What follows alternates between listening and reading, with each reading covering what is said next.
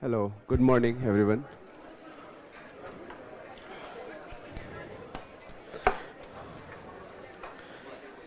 Thank you. Any questions from the last class?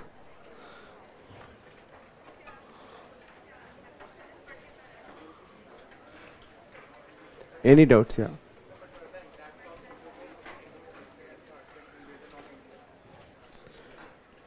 So the question is that what were the impacts of Indo-Greek, Shakas, Parthians and Kushans? Let's discuss this one by one. So Indo-Greeks का जो सबसे major impact है वो art and culture पे है. By the way, all of this group of people, they became Indianized in the course of time. And how do we know that? Because there are many Puranas which talk about a term called Yavanas. There is a term here, a very interesting term, Yavan. Now Yavan basically means a person.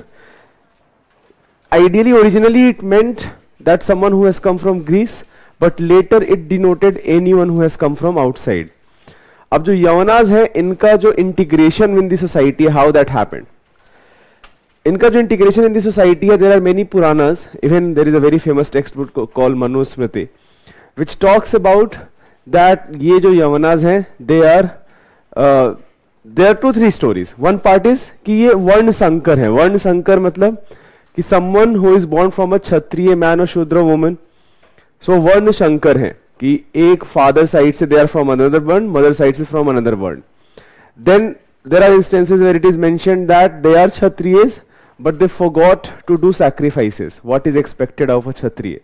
So they are it basically such type of stories. ऐसे कोई इसका historical basis नहीं है, but we can interpret this stories that there is some sort of conflict going on, that ये जो integration of outsiders हैं into the society, how they are going to be integrated. There is some sort of conflict here. There is a resistance. But in the course of time, they became Indianized. But regarding the impact of Indo-Greek invasion, the most important, most significant impact is their impact on culture. Especially sculpture tradition. जो Gandhara school of sculpture है. That developed because of Indo-Greeks. And later, it reached its zenith during Kushana period. ठीक है? Indo-Greeks were also the first to issue gold coins. Indo-Greeks were the first king who had these coins with a king's face on it, king's name on it. After that, it became a tradition which was used by many other kings. So Shakas adopted lot of things by Greeks. जैसे जो सत्रप हमने कल class में discuss कर रहे थे हम. Satraps are governors. जो provincial governors थे, they are called satraps, right? These satraps became Chhatrap. तो ये जो सत्रपी system है, that was actually adopted by Greeks first, and later it was adopted by Shakas also. Right. तो शाकास का contribution होगा that will be Greeks and Shakas का contribution बहुत similar है. शाकास का कंट्रीब्यूशन ये है कि जो नॉर्थ वेस्ट फ्रंटियर है उसको बहुत टाइम तक उन्होंने यूनिफाई करके रखा था, and specially the region of Rajasthan and Gujarat, they that remained unified for a very long duration. Parthians as such they did not contribute much, but Parthians का जो टाइम पीरियड है, as we discussed, Parthians time period is common era. Now we are entering from before Christ, before common era to common era. And finally जो Kushans का contribution है that is immense in terms of culture, in terms of religion also. So Kushans का जो contribution है, the first contribution, जैसे हम sculpture की बात करते हैं, both Gandhara and Mathura school of art flourished a lot during Kushana period. Second is that a form of Buddhism called Mahayana Buddhism which emerged at this point of time. Mahayana Buddhism, it became, in fact, even today it remains the most prominent form of Buddhism which is adopted. And Mahayana form of Buddhism is different from what Buddha thought about what his ideas meant. Mahayana form of Buddhism now lot of elements of mythology. जो पूरा Buddhist cosmology का idea है that you have like reincarnations of Buddha, Bodhisattvas. There will be a reincarnation in future also. So things like that. So ये जो mythological aspect of Buddhism है that developed in Buddhism and it became very popular. So that is a major contribution. Apart from that, because it was a very prosperous kingdom, many of the sages and great scholars, they were patronized by Kanishk. We talked about that. You have Charak, Nagarjun, right? ये जो big names हैं. So that is also a contribution of Kushanas. And one thing which we can also write is that Kushanas many historians believe that जो Guptas हैं, Guptas were originally feudatories of Kushanas, and with their decline they declared their independence and Gupta kingdom set up as an independent kingdom. तो एक तरीके से Kushanas are they are forerunner of what we call golden age of ancient India. Golden age of ancient India is Gupta period, right? So these are the contributions we can mention. Regarding timeline, exact year बोलना बहुत मुश्किल है, but जो first set of Greek invasion occurred during Alexander 324 BC. The invasion which I am talking about that occurred in the 2nd and 1st century BC. Okay, जो Shaka's invasion है that occurred in the 1st century BC. जो Parthian invasion है now we are entering into Common Era, and जो Kushanas है again in the 1st century from 1st century to 3rd century AD. So the total time period, in the last class I told you that I am covering a time period of about 200 BC, and 200 BC को आप ऐसे indicative year की तरह लेना, मतलब इसको बिल्कुल ऐसे मत लेना कि from 200 BC. It is an indicative year. So I am covering almost an area of 200 time period of 200 BC to let's say about 200 AD, a period of 400 years and 4 set of invasion. First from 200 to 100 Greeks, from 100 Shakas and Parthians, and from 100 to 200 AD Kushans. So 4 set of invasion. Now in today's class I am going to talk about similar time period but in the Deccan area. We have not talked about Deccan or South till now.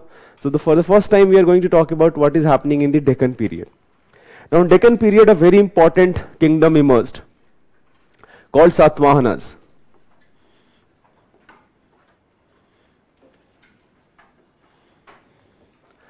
Satavahanas name in itself is very interesting. Satvahan किसका होता है? Who had 7 vehicle, or Satvahan here basically signifies 7 horses. Who had 7 horses? Sun chariot had 7 horses. So it does tell you that जो Satvahan rulers हैं, they have adopted जो Hindu mythology के aspects हैं. So who exactly are Satvahana? There is a lot of debate surrounding it. And what is their origin? Some historians believe that they originally were local rulers under Mauryas themselves. And there are certain terms for Satavahanas which signifies that. Others do not feel so. But anyways, Satavahanas, they adopted Aryan religion. And in fact, जो पूरा Deccan region है, that became a very prominent part from where the Aryan ideas और जो Vedic ideas हैं, that propagated throughout the India. Even that includes southern kingdoms. So जो Satvahana rulers हैं, जो Satvahana rulers हैं, in Puranas, there are many Puranas which talk about a group of people called Andhras. And now historians believe that Andhras and Satvahanas are same person. However, at the same time, I should tell you that none of the inscriptions of Satvahana use the term Andhra, and none of the Puranas use the term Satvahana. But even then, historians believe that we are talking about same set of people because of so much similarity, because of the names which are given of Andhra rulers and the names which are given in Satvahana rulers. So a dynasty which ruled for about, अब यहाँ पे भी देखो बहुत सारा debate है कि कब इनका शुरू होता है.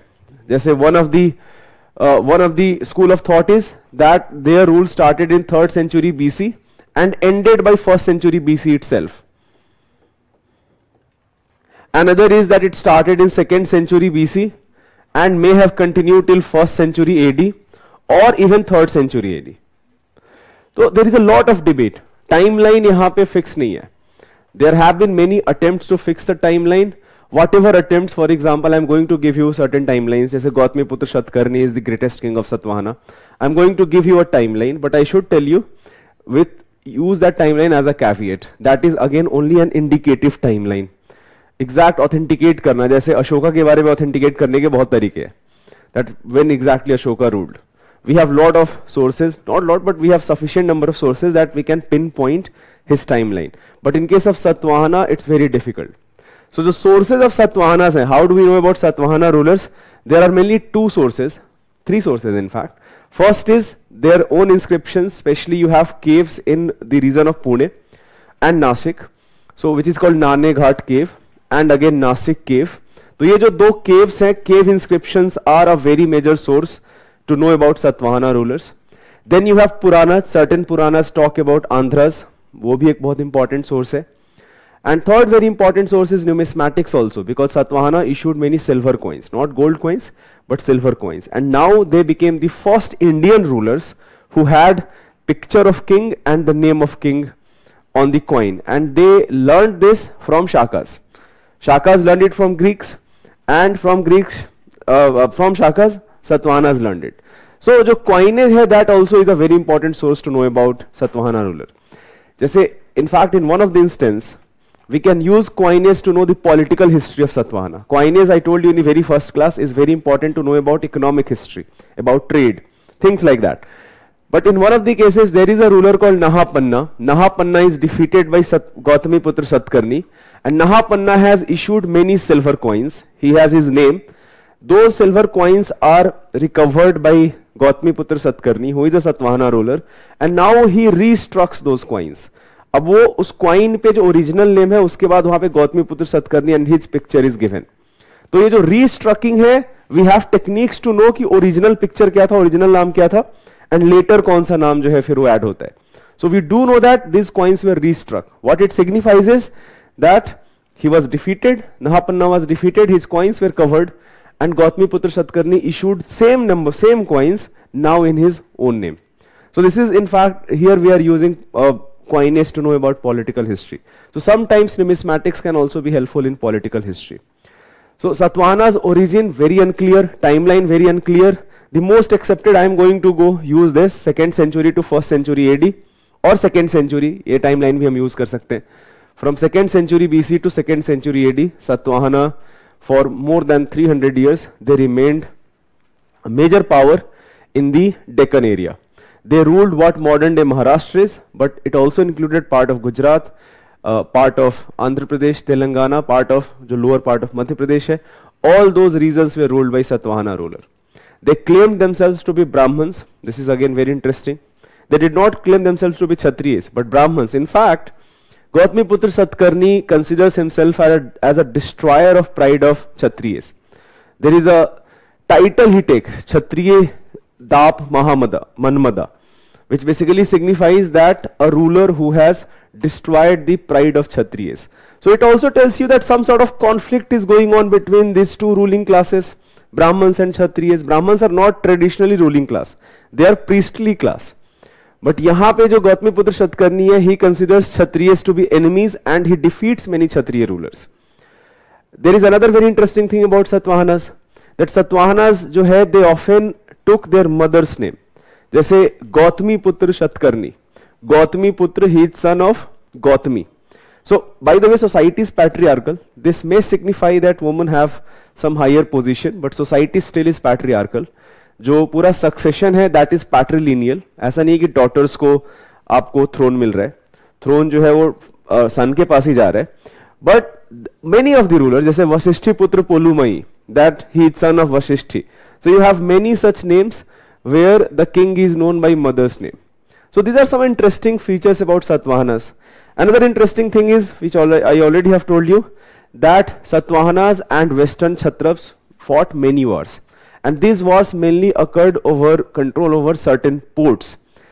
अब ये डेक्कन रीजन है, they ruled region of Maharashtra and Gujarat. Gujarat में there is अभी भी बहुत भरूच बहुत famous port है. So it was called Broach.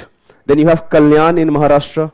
Then you have Mumbai in itself as a port. So to access these ports, they fought many wars. And जो पूरा story, exact details of all of the wars we do not know. But we do know that they fought many wars, right? So just write down few things. Give this heading Satvahana.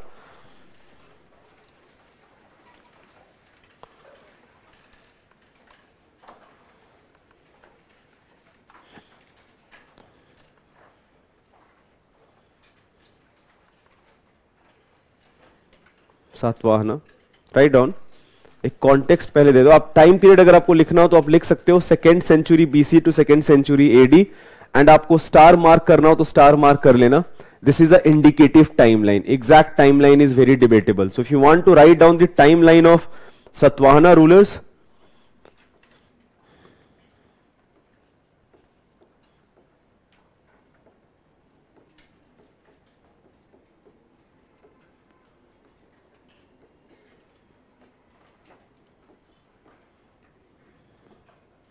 second century AD.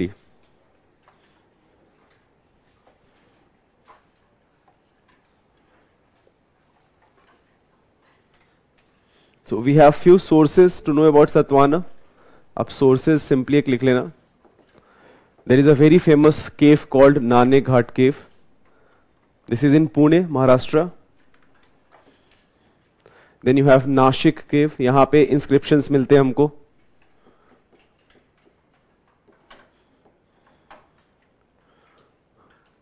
You have some Puranas which mention Andhra people, and numismatics also is a very important source. And without any doubt, archaeology will always remain a source.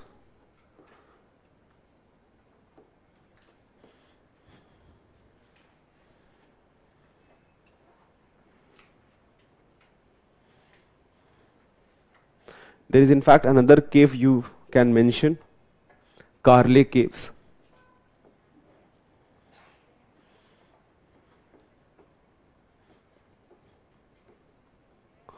Karle cave, this is Mumbai से अगर आप पुणे जाओगे, there is a place called Lonavala बीच में.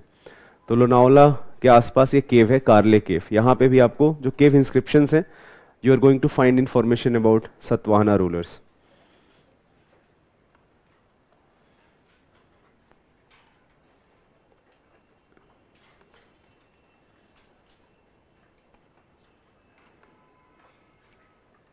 Right down here.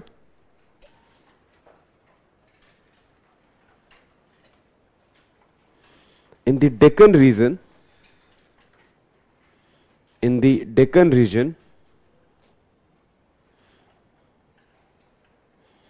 a very powerful kingdom,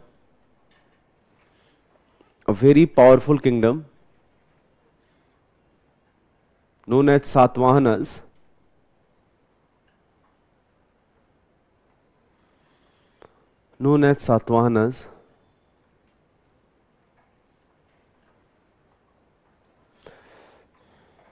emerged around 2nd century BC.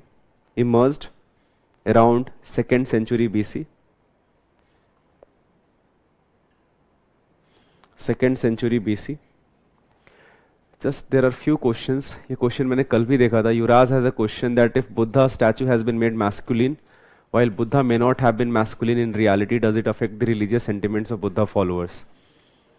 I don't think so. Why will it? Like, why would it? From what I have realized, जो Buddhist followers हैं, they are quite chill about their religion first of all. So I really like about that. कि इतना offense नहीं लेते चीज़ों पे. And second thing is that I don't. Why would it? Like deities जो है, deities के different forms तो हमको मिलते ही हैं, right? Sarmishta has a question, how come some of the foreign names, now you have heavily Sanskritized name like Kanishk and Rudradaman? So actually that tells you, that's a very good question, that initially you have names like Kuza Catphysis, Bimla Catphysis and Ajays, Mauis, and suddenly you have names like Rudradaman and Kanishk. So that does tell you that they have now adopted Indian culture and Indian way of living. So that is actually one of the evidence of that. Gandhara sculpture जो है, how it owes to Greeks and Romans, ये सब art and culture की चीजें हैं. Akanksha as a question, who was the founder of Shaka Samvat and Vikram Samvat, ये कल class में हमने बहुत डिस्कस किया हुआ है. डिफरेंस बिटवीन महायान एंड निर्वाण. निर्वाण तो एक कॉन्सेप्ट है, Mahayana is a religious sect with in Buddhism itself. निर्वाण का कॉन्सेप्ट है व्हेन यू हैव, निर्वाण का कॉन्सेप्ट अलग अलग है. जैसे हिंदुइज्म में जो निर्वाण का कॉन्सेप्ट है वो ये है कि जब आप ये पूरा साइकिल ऑफ बर्थ से आप फ्री हो जाओ, right, so then you attain nirvana. जो निर्वाणा का कॉन्सेप्ट बुद्धिज्म में है वो ये है कि when you extinguish all of your desires, जो आपके डिजायर्स जब वो खत्म हो जाएंगे, then you have attain nirvana. तब आपको दुख नहीं होगा, आपको सुख की प्राप्ति होगी, आप दुख ही नहीं रहेंगे. That is this entire Buddhism का जो स्टार्ट है, it start with a very simple question, that why are we always so sad, हम हमेशा दुखी क्यों हैं, दुख का कारण क्या है. And Buddha answers this question that दुख का कारण जो है हमारा डिजायर है. एंड जो निर्वाणा का कॉन्सेप्ट है, that is extinction of desire. When you extinguish all your desire, you attain nirvana. So anyways, write down few things. Satvahanas are identified with Andhras as mentioned in Puranas. Satvahanas are identified with Andhras. Andhras are a group of people who are mentioned in Puranas. Satvahanas are identified with Andhras as mentioned in Puranas. However, neither Satvahanas use the term Andhra,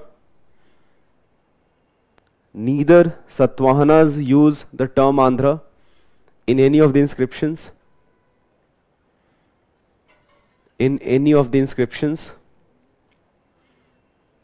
nor Puranas mention the term Satvahana, nor Puranas mention the term Satvahana.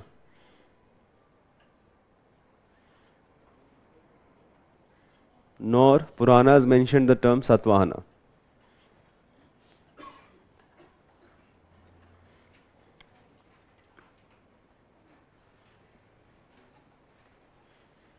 Write down. The term Satvahan, the term Satvahan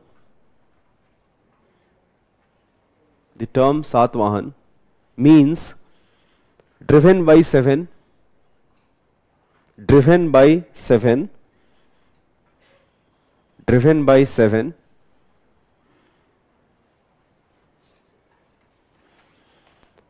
driven by seven, which signifies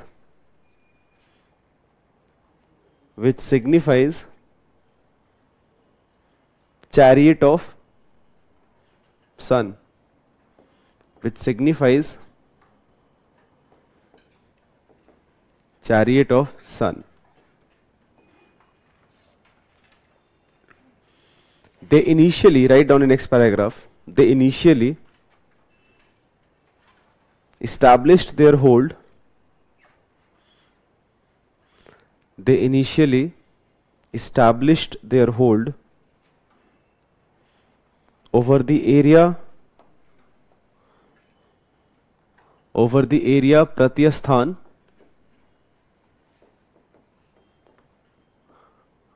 now Pratyasthan is what modern day Patan is. There is a Patan district, Patan area in Maharashtra. Pratyasthan, and expanded in other part of Deccan.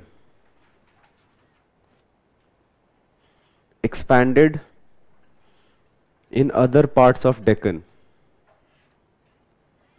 At its zenith,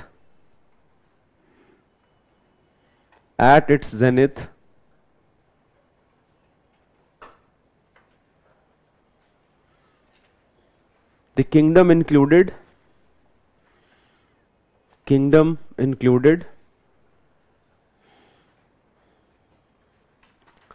present Maharashtra,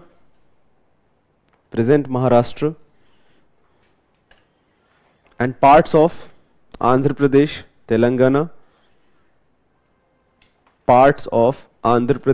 Telangana,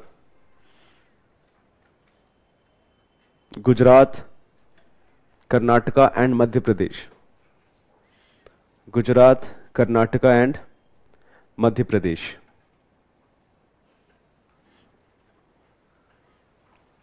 They had two capitals.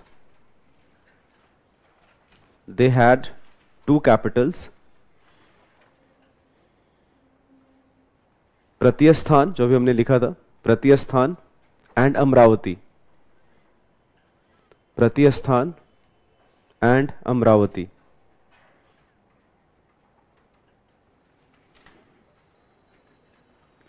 प्रत्यस्थान and Amravati.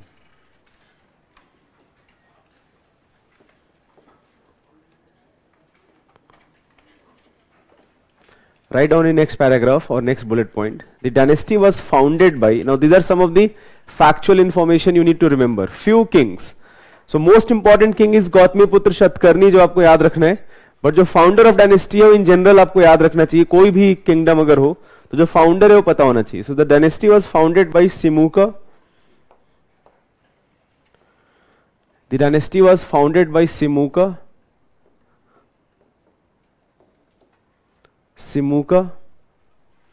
who was succeeded by his brother Kanha,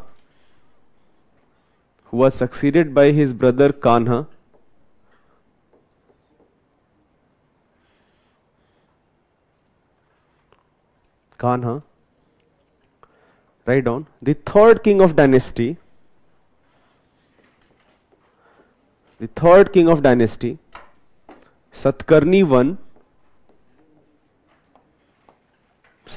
I, ruled for more than 50 years,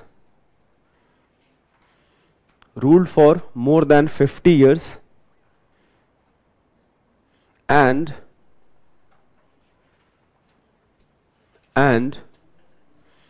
adopted the title of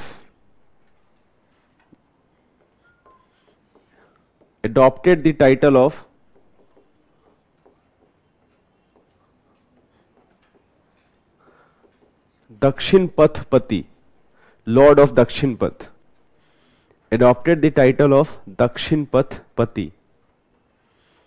So Uttar Path is northern India, Dakshin Path right now here signifies Deccan region. This is also important. Dakshin Path does not signify Tamil Nadu, Kerala. It signifies the eastern and western Deccan jo hai. So he adopted the title of Dakshin Pathpati. He also fought with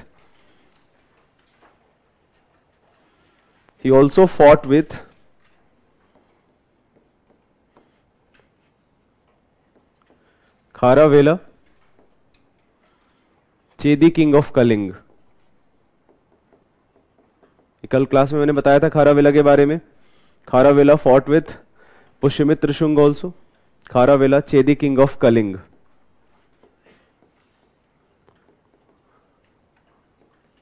This information we actually do not get from Satvana inscription. We get this information from inscription of Kharavela himself. हाथी Gumpha inscription एक है बहुत famous Orissa में.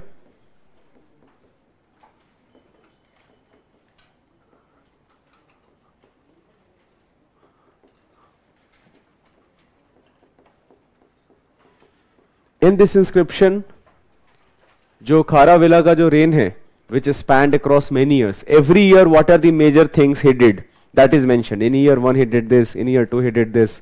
So in one of the years it is mentioned that he was able to not exactly emerge victorious, but he was able to, in a way, thwart the aggression of Satkarni. So what it means is that Satkarni may have attacked Kaling, but he was not able to emerge victorious. Write down in next paragraph. Satvahanas and Shakas were involved in a prolonged conflict. Satvahanas and Shakas were involved in a prolonged conflict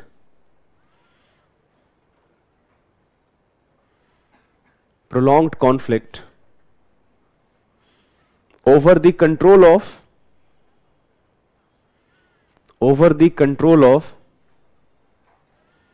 some premier ports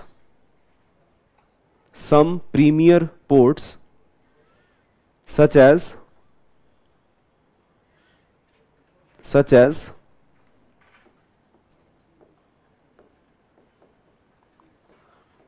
Bhrigu Kutch. Now Bhrigu Kutch is what modern day?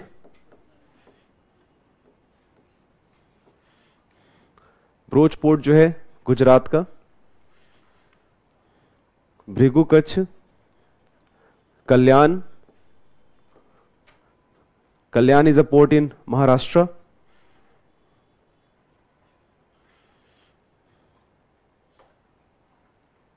And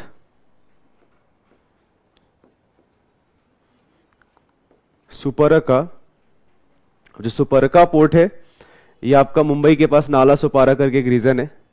And yes, the name does exist, Nala Supara. If you ever thought कि ये ऐसे made up name है, ऐसे ही है. So जो Nala Supara region है, this is the port near Mumbai. आप लिख सकते हो.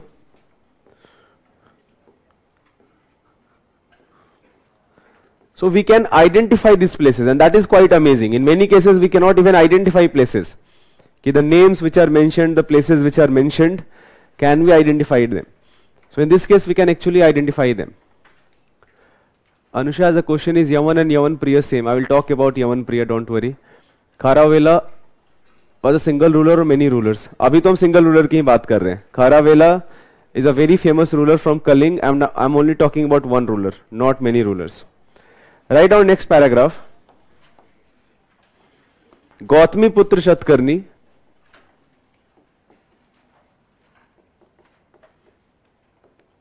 गौतमी पुत्र Satakarni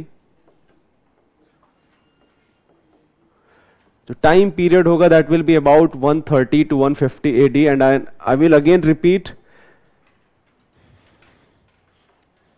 not 130, sorry, 106.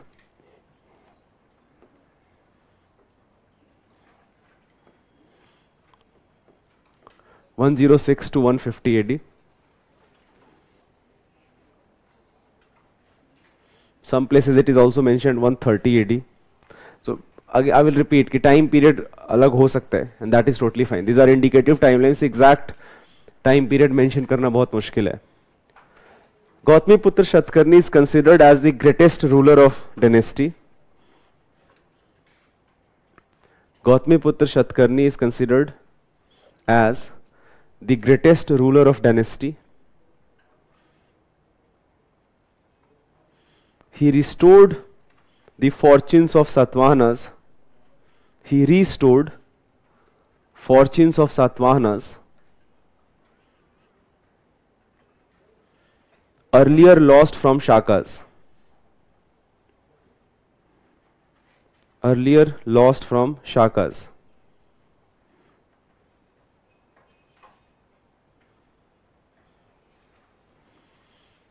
Earlier lost from Shakas. कल के क्लास में मैंने एक चस्ताना करके एक रूलर है नाम बताया था. One of the Shaka ruler Chastana, one of the early western Kshatrapas. तो चस्ताना के जो सक्सेसर्स हैं दे आर कॉल्ड छहारतास. अब जो छहारता पूरा लाइन है, as Gautamiputra Shatkarni mentions that he ended the Chaharta line. That may be an exaggeration, but it does tell you that he defeated Western Kshatrap rulers. In fact, आप mention कर सकते हो. This is a very important part. You can write it down. More than 800 silver coins. More than 800 silver coins belonging to a Shaka ruler, Nahapanna. Belonging to a Shaka ruler Nahapanna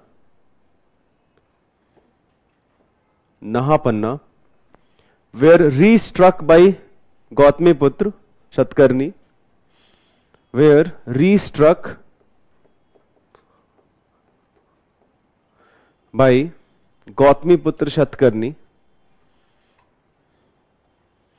Gautamiputra Shatkarni, which signifies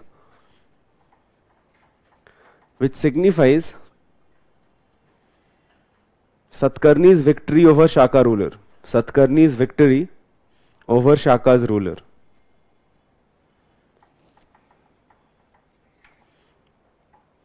Shaka ruler. Write down. He called himself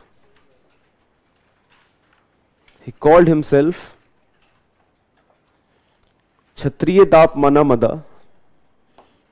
Kshatriya Dap Manamada. Kshatriya Dap Manamada. अब bracket में लिख सकते हो destroyer of pride of Kshatriyas. Destroyer of pride of Kshatriyas.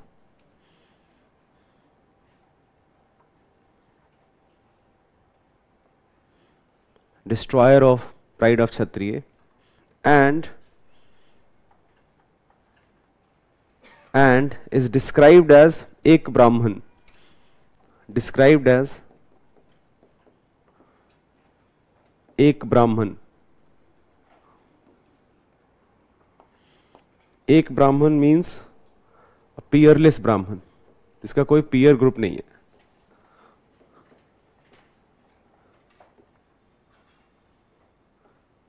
A peerless Brahman.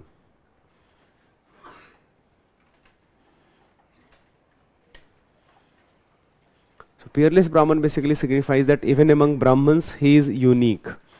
Peer group होता है जो आपके साथ वाले लोग colleagues होंगे उनको हम peer बोलते हैं. So एक Brahman basically signifies that even among Brahmins he is unique. हाँ, जैसे महाराजा धीराज हम बोलते हैं. Maharaja Dhiraj is the title taken by emperor, सम्राट जिसको हम बोलते हैं. हिंदी में there is a word called samrat. एक होता है किंग राजा, एक होता है सम्राट. There is a difference. जो सम्राट होगा he will be ruling many Kings.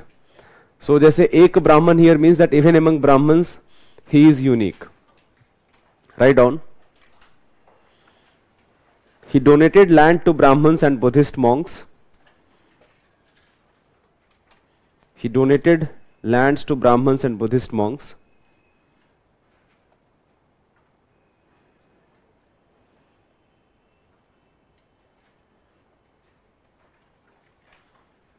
He was succeeded by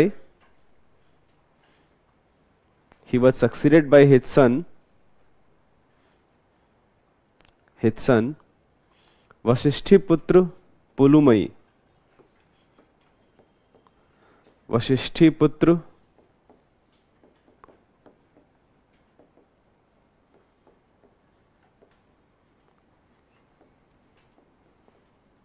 Pulumayi.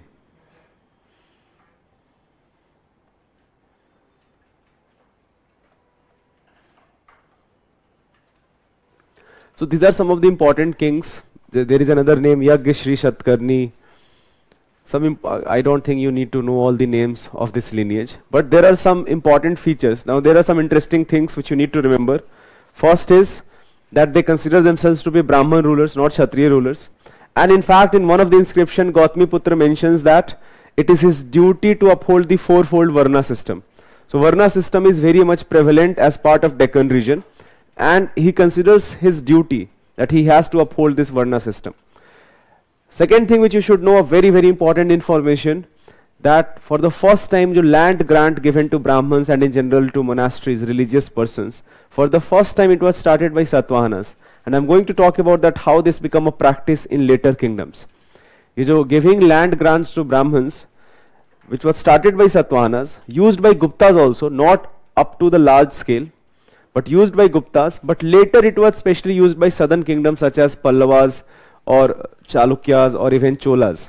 They issued tax-free land grant, very popularly known as Brahmadeya land or Agrahar land, on a much larger scale. So this practice which was adopted much earlier by Satavahanas, it became a very popular practice. Next, we cannot say that it is a matriarchal society. Just because the name is from mother, there is a question by Pooja, can we say that it was a matriarchal society? No, we cannot say that. It was a patriarchal society. This is one feature, that king is known after his mother does not signify that society is matriarchal. Anyways, few things. Deccan region में जो पूरा apart from agriculture is the source of revenue, but apart from agriculture, जो बाकी जो activities हैं, जो बाकी का trading and different type of merchants, they existed. Now one of the group of merchants who existed, they were called Gandhikas, and Gandhikas were perfume makers. Gandhika, perfume, you can get the idea, that they made perfume. So initially perfume makers were called Gandhika, but Gandhikas became very famous, and after a point of time all group of जो ये shopkeepers थे, they were called Gandhikas, and from there the title Gandhi also emerges, जो अभी भी हम भुगत रहे हैं, ये Rahul Gandhi and all. So तो ये जो title Gandhi है, not talking about Mahatma Gandhi, right? So the title Gandhi है, that comes from Gandhika, again a very popular term during Satvahana period. So these are some of these things. They also started जो cave inscription है, जो cave architecture है. Satavahanas are one of the earliest ruler who contributed to that, and later जो cave architecture है, that became a very popular form of architecture, especially by Pallavas and other rulers also. Right? So Satavahanas started a lot of things for the first time, which became a very popular thing in later period of time. So just write down, give this heading, some important facts about Satavahanas. Some important facts about Satavahanas. One more thing, जो administration of Satavahanas है, administration of Satvana, we do not have lot of detail. We have some detail, but we do find that they were inspired a lot from Mauryan administration. बहुत similarities हैं. In fact, जो terms हैं महामात्यास, महामात्रास, रथिकास, भोजिकास, ये सारे term जो कि Mauryas rule में हैं, वो यहाँ पे भी prominent है. So their administration was inspired, but at the same time, many historians believe that their administration has a military and feudal element. Military element का मतलब क्या होता है कि जो military commanders हैं, जैसे अभी देखो, अभी इन जनरल कोई भी देखो जो मिलिट्री कमांडर्स होंगे, if they have been given a land, they are also like a local ruler and at the same time they are also commander. So that does tell you this significance, this feature that society is divided और society has military feature, कि जो wars हैं they are very important part of society. What it signifies is that often these rulers may have entered into wars with other tribes as well as other smaller kingdoms. तो जो military element है that is quite prominent as part of Satavahana society. Anyway, just write on few things.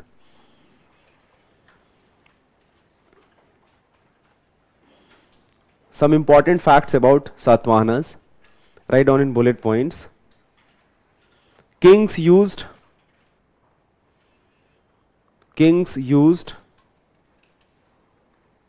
matronyms.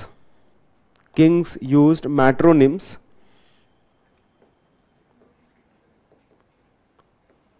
Matronyms, that is known by their mother. They are known by their mother.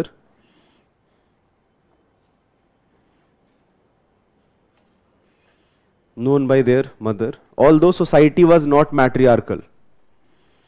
Society was not matriarchal.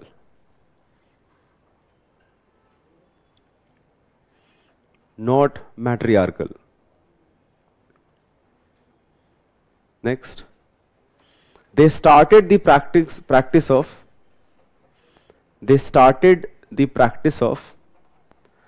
giving land grants. They started the practice of giving land grants to Brahmins and Buddhist monks. To Brahmins and Buddhist monks.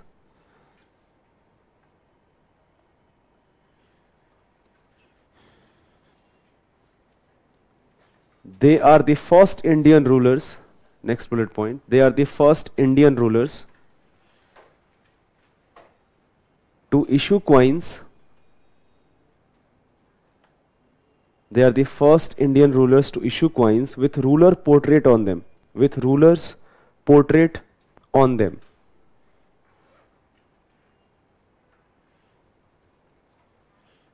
They may have learnt it from Western Kshatraps. Shakas. They may have learnt it from Western Kshatraps. Bracket में आप लिख लेना Shakas. Shakas.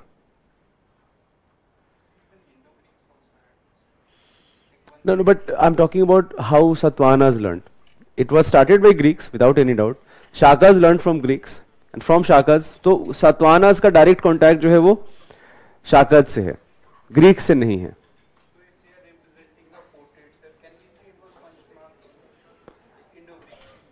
Indo-Greeks जो coins है, there are some coins which are punch-marked coins.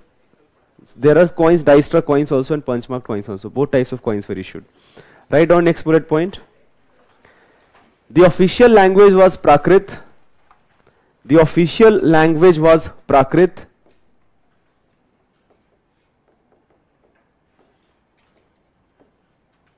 Prakrit.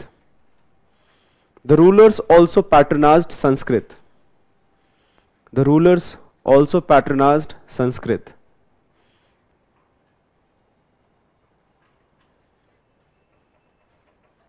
Next, Satavahanas were Brahman rulers.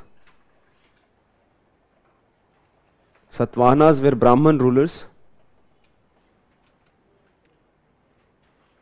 Brahman rulers who considered their duty to uphold fourfold Varna system. Who considered their duty to uphold fourfold Varna system. Fourfold Varna system.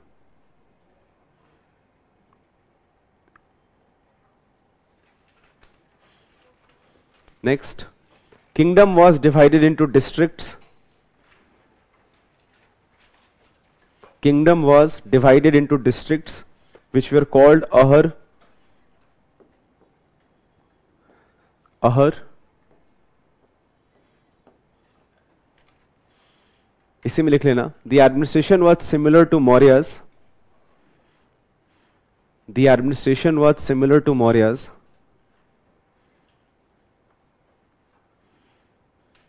Maurya's, with many common terms, such as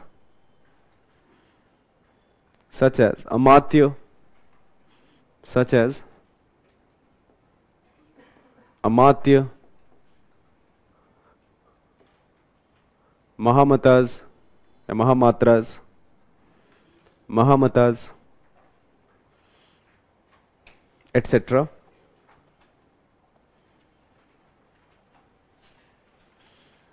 The village headman, next bullet point, the village headman was called Golmika.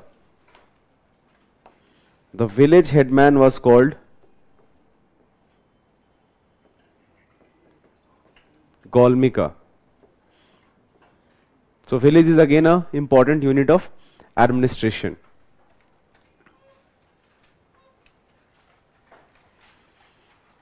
Write down next bullet point. Agriculture was the backbone of economy. Agriculture was the backbone of economy. Backbone of the economy. But many other economic activities such as trade,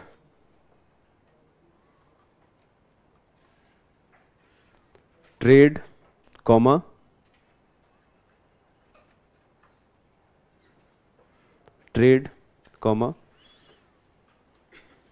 art and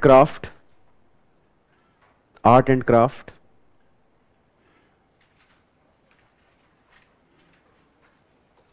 prospered during this time.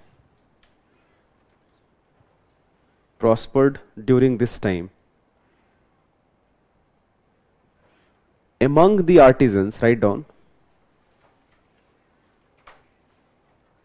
Among the artisans, Gandhikas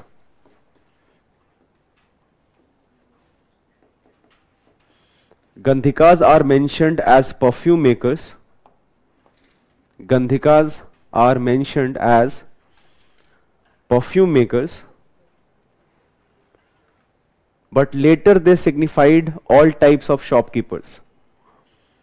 Later they signified all types of shopkeepers. All types of shopkeepers. The title Gandhi is derived from this term. The title Gandhi is derived from this term.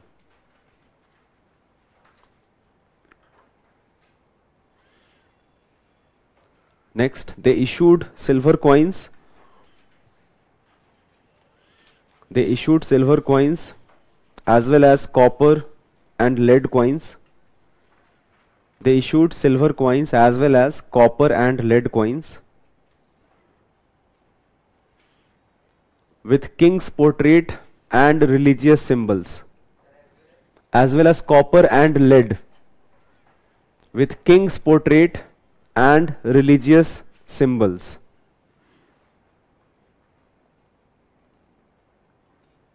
King's portrait and religious symbols.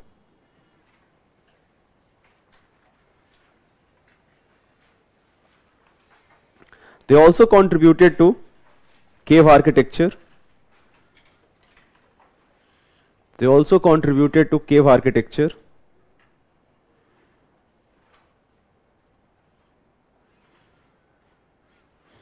And एक last paragraph, एक last line लिख लेना. With the decline of Satvahana, with the decline of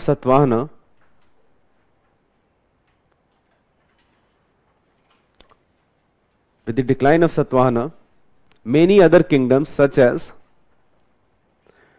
many other kingdoms such as Ikshvaku, such as Ikshvaku, Vaktak,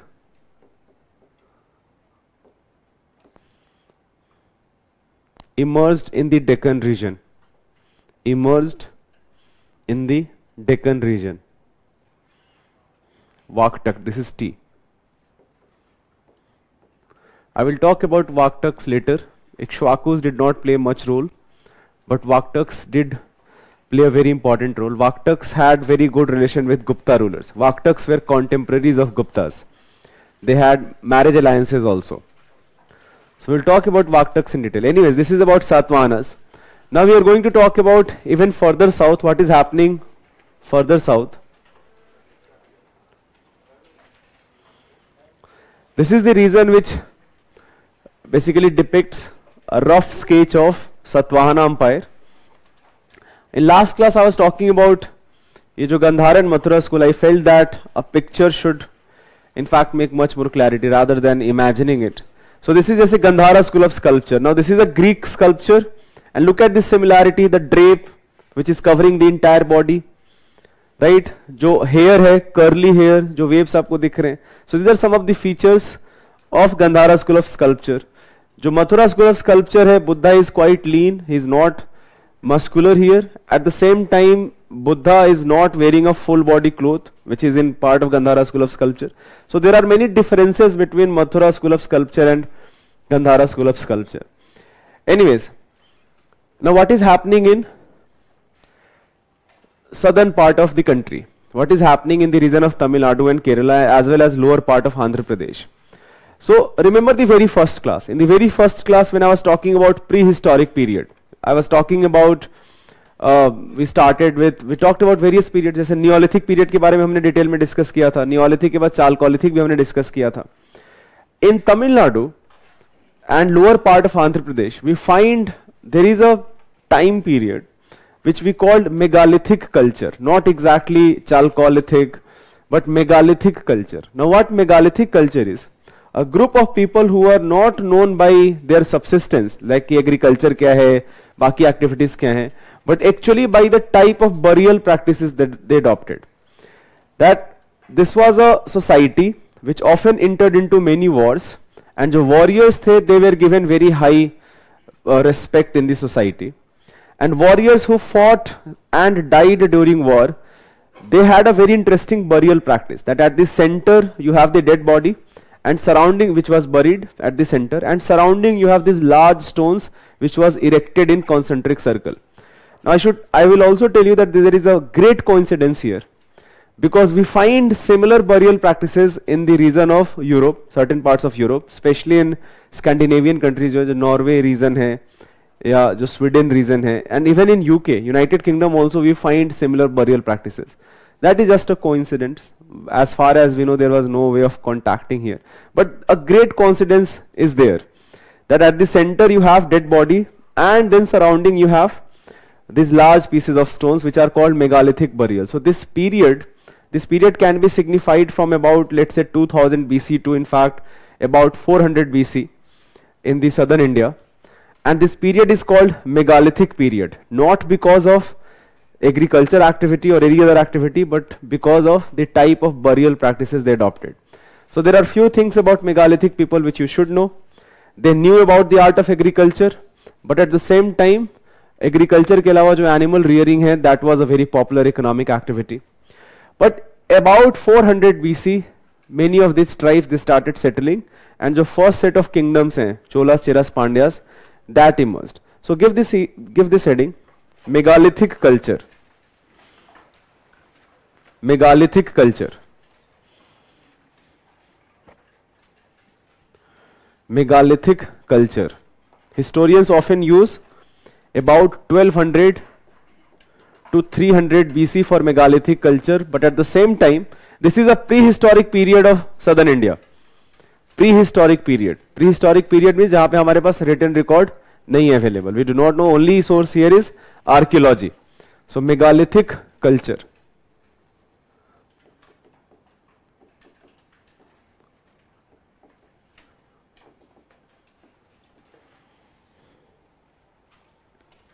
write down. The prehistoric period known as megalithic culture,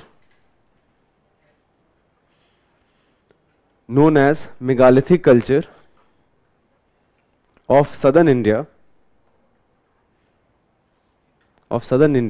is known by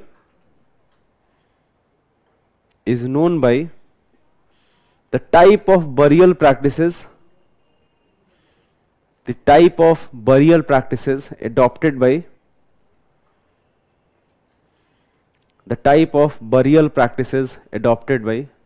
common people. The type of burial practices, dead body.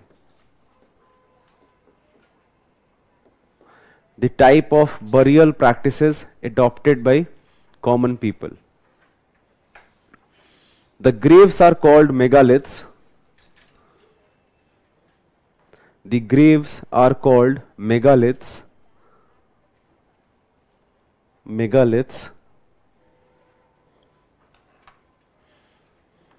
Because they were encircled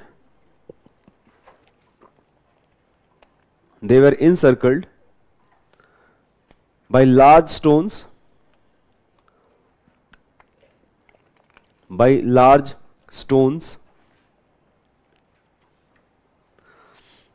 These graves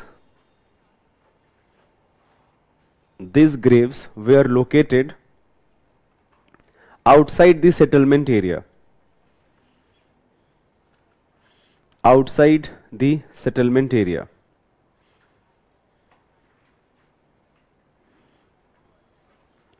अब ideally मैं एक line लिखा था कि first iron objects were found from this period, but recently an excavation has occurred in Tamil Nadu, and that excavation actually had signified that the first iron belongs to as early as 2500 BC in the region of Tamil Nadu.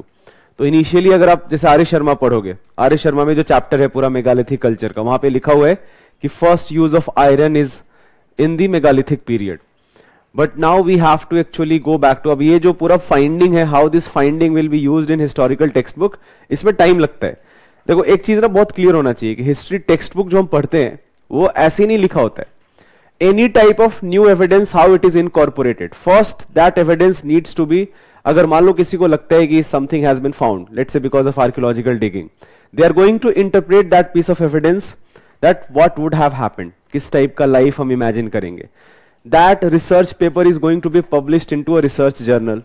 That journal will be peer reviewed. Peer reviewed का मतलब जो बाकी के लोग हैं, जो बाकी के historians हैं, they are going to read that journal and they are going to comment upon it and they will basically say कि ये क्या सही है, कितना सही है, कितना गलत है. Now depending upon how much it has been accepted, it will become part of common knowledge, right? जैसे same चीज I also told you about Sinoli excavation. Have I told about Sinoli excavation? जो Sinoli excavation है, Sinoli is a place in Uttar Pradesh where you have found chariots. Now many archaeologists believe that these are spoked wheel, not solid wheel. And remember the very second class that Aryans का एक identifier क्या था, that they used spoked wheel. और Sinoli excavation है that actually goes back to what we accept as period of Aryan migration. कि Aryan migrated around 1500 BC. But जो Sinoli excavation है that belongs to about 2000 BC with a spoked wheel. Some historians believe that, some not historians exactly, some archaeologists believe in that this is a spoked wheel, but there are many who do not agree with it. So how this evidence will be corroborated and it will become part of common knowledge, इसमें time लगेगा. This evidence first needs to be published into journals that will be peer reviewed. People are going to present their evidences, their opinion, that will be peer reviewed, and after that it will become part of common knowledge. Same चीज also true for the recent excavation which has occurred in Tamil Nadu.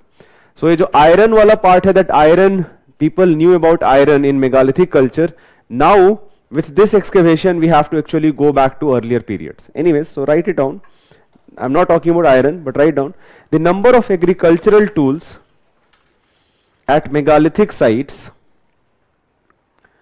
The number of agricultural tools at megalithic site is lesser in comparison to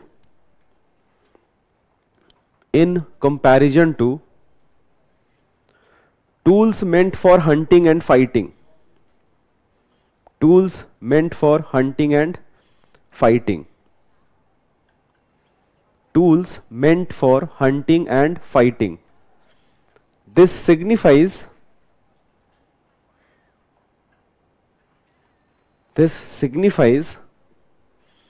that megalithic people did not practice advanced type of agriculture. Did not practice advanced type of agriculture.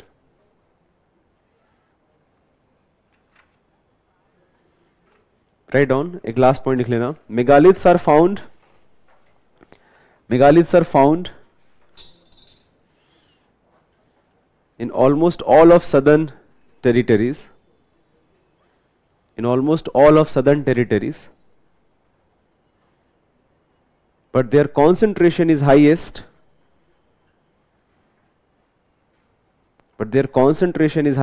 In eastern Andhra Pradesh and in Tamil Nadu. In eastern Andhra Pradesh and Tamil Nadu.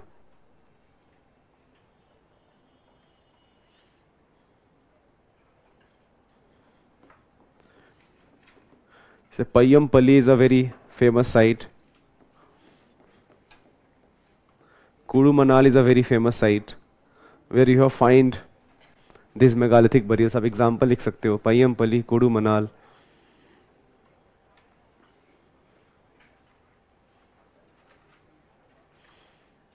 And write down one last point. The Cholas, Pandyas, Kerala Putras and Satyaputras. Cholas, Pandyas, Kerala Putras, which are Cheras basically, and Satyaputras.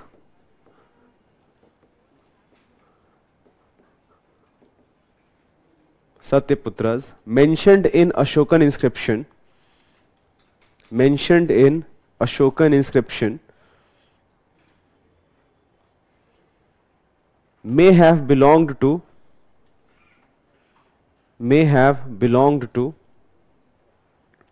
last phase of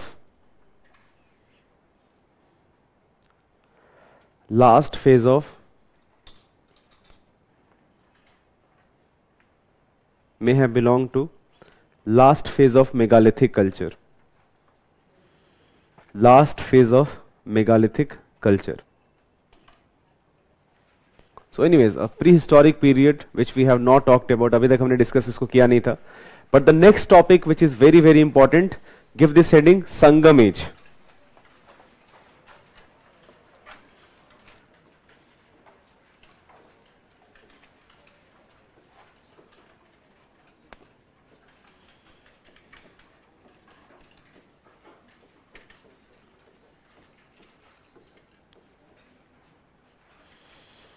बहुत बार आप जब history की text book पढ़ोगे you will find this term historical period. That historical period started here. Historical period started here का मतलब बस ये है कि रिटन सोर्सेज हमको कहां से मिलने शुरू होते हैं, right. And people knew about writing. कब से लोगों को राइटिंग के बारे में पता था? एक तो होता है language. I will again repeat, language as a spoken medium and as a writing medium. So there is a lot of debate surrounding कि writing जो है in Tamil Nadu, in the region of Tamil Nadu and Kerala, when does it start? Many historians actually believe that it has to actually go back to 500 or even 400 or even 500 BC. But this is the most accepted theory, that a period of 600 years which is called Sangam Age in the region of Tamil Nadu and Kerala. Why is it called Sangam Age? I will come to that. But this should be very clear that ये जो है 3 again this is a very indicative year, and many historians actually feel that it should be 500 or 400 BC, not exactly 300 BC. Writing was known in this region much earlier than what is accepted by most of the historians. So that is also a strand of debate which exists. Anyways, the reason it is called Sangam Age is in this time period you have 3 very important kingdoms in southern India called Cholas, Cheras and Pandyas. Cholas, Cheras, Pandyas, they became in the course of time a very prosperous kingdom because of agriculture first, and also because of the fact that they traded with many other kingdoms of the world, not kingdoms of India just, but kingdoms of the world, especially Roman kingdoms. The Roman Empire existed in Europe. They had great trade relationship with Roman Empire, and many gold coins of Rome actually are found in this region. So, to know about Cholas, Cheras, Pandyas, what are the important sources? So the most important sources is that these kings, they patronized poets. एक हमेशा एक होता है ना कि king का authority कहाँ से वो होगा, किंग अथॉरिटी कहाँ से लेगा वो. तो यहाँ पे जो किंग का अथॉरिटी है, Upinder Singh in her textbook mentions that king का जो अथॉरिटी है that comes from their patronage to poets. कि पोएट्स जो है किंग का कैरेक्टर खराब भी कर सकते हैं, ग्लोरीफाई भी कर सकते हैं. तो there is, it's not that generally क्या होता है कि kings patronized poets, but poets के पास एक तरीके से ऑब्लिगेशन है कि they have to write good things about their king. इसीलिए जो पोएट्स, जो कोर्ट पोएट्स होते हैं, उनके अगर आप वर्क को यूज करोगे as a source of history, you have to be very cautious कि they will exaggerate lot of things, they will lot of things which are frankly not good qualities of king, they will not write about it. तो बहुत बार जो court poets का जो description होगा वो problematic हो सकता है. And historians have to be very careful when they are using such descriptions. Anyways, Sangam age में Upinder Singh mentions that king and poet ऐसा नहीं है कि it is a one-way relationship. Poets at time could have portrayed king as with a bad character, and that was something which was considered we can say faux pas, that आप जो है he is not a good king, and that would have created problem for king. So there is a mutualistic relationship that king is a patron of poets, but poets also then talk about nicely about king. Anyways, so there is a mention of 3 such assembly of poets in the region of Madurai, especially in Madurai, by Pandya kings. These 3 assembly of poets included poets from across all over the country. All over the country here means southern territory. That from all over the part of this region, many poets, hundreds of poets, some of them were Roman also, they came here and they compiled the prevailing Tamil literature. तो जो Tamil literature का जो best work है, that was compiled during Sangam age, and it becomes a very important source to know about Cholas, Cheras, Pandyas. Unfortunately, the work of first and second Sangam has not survived.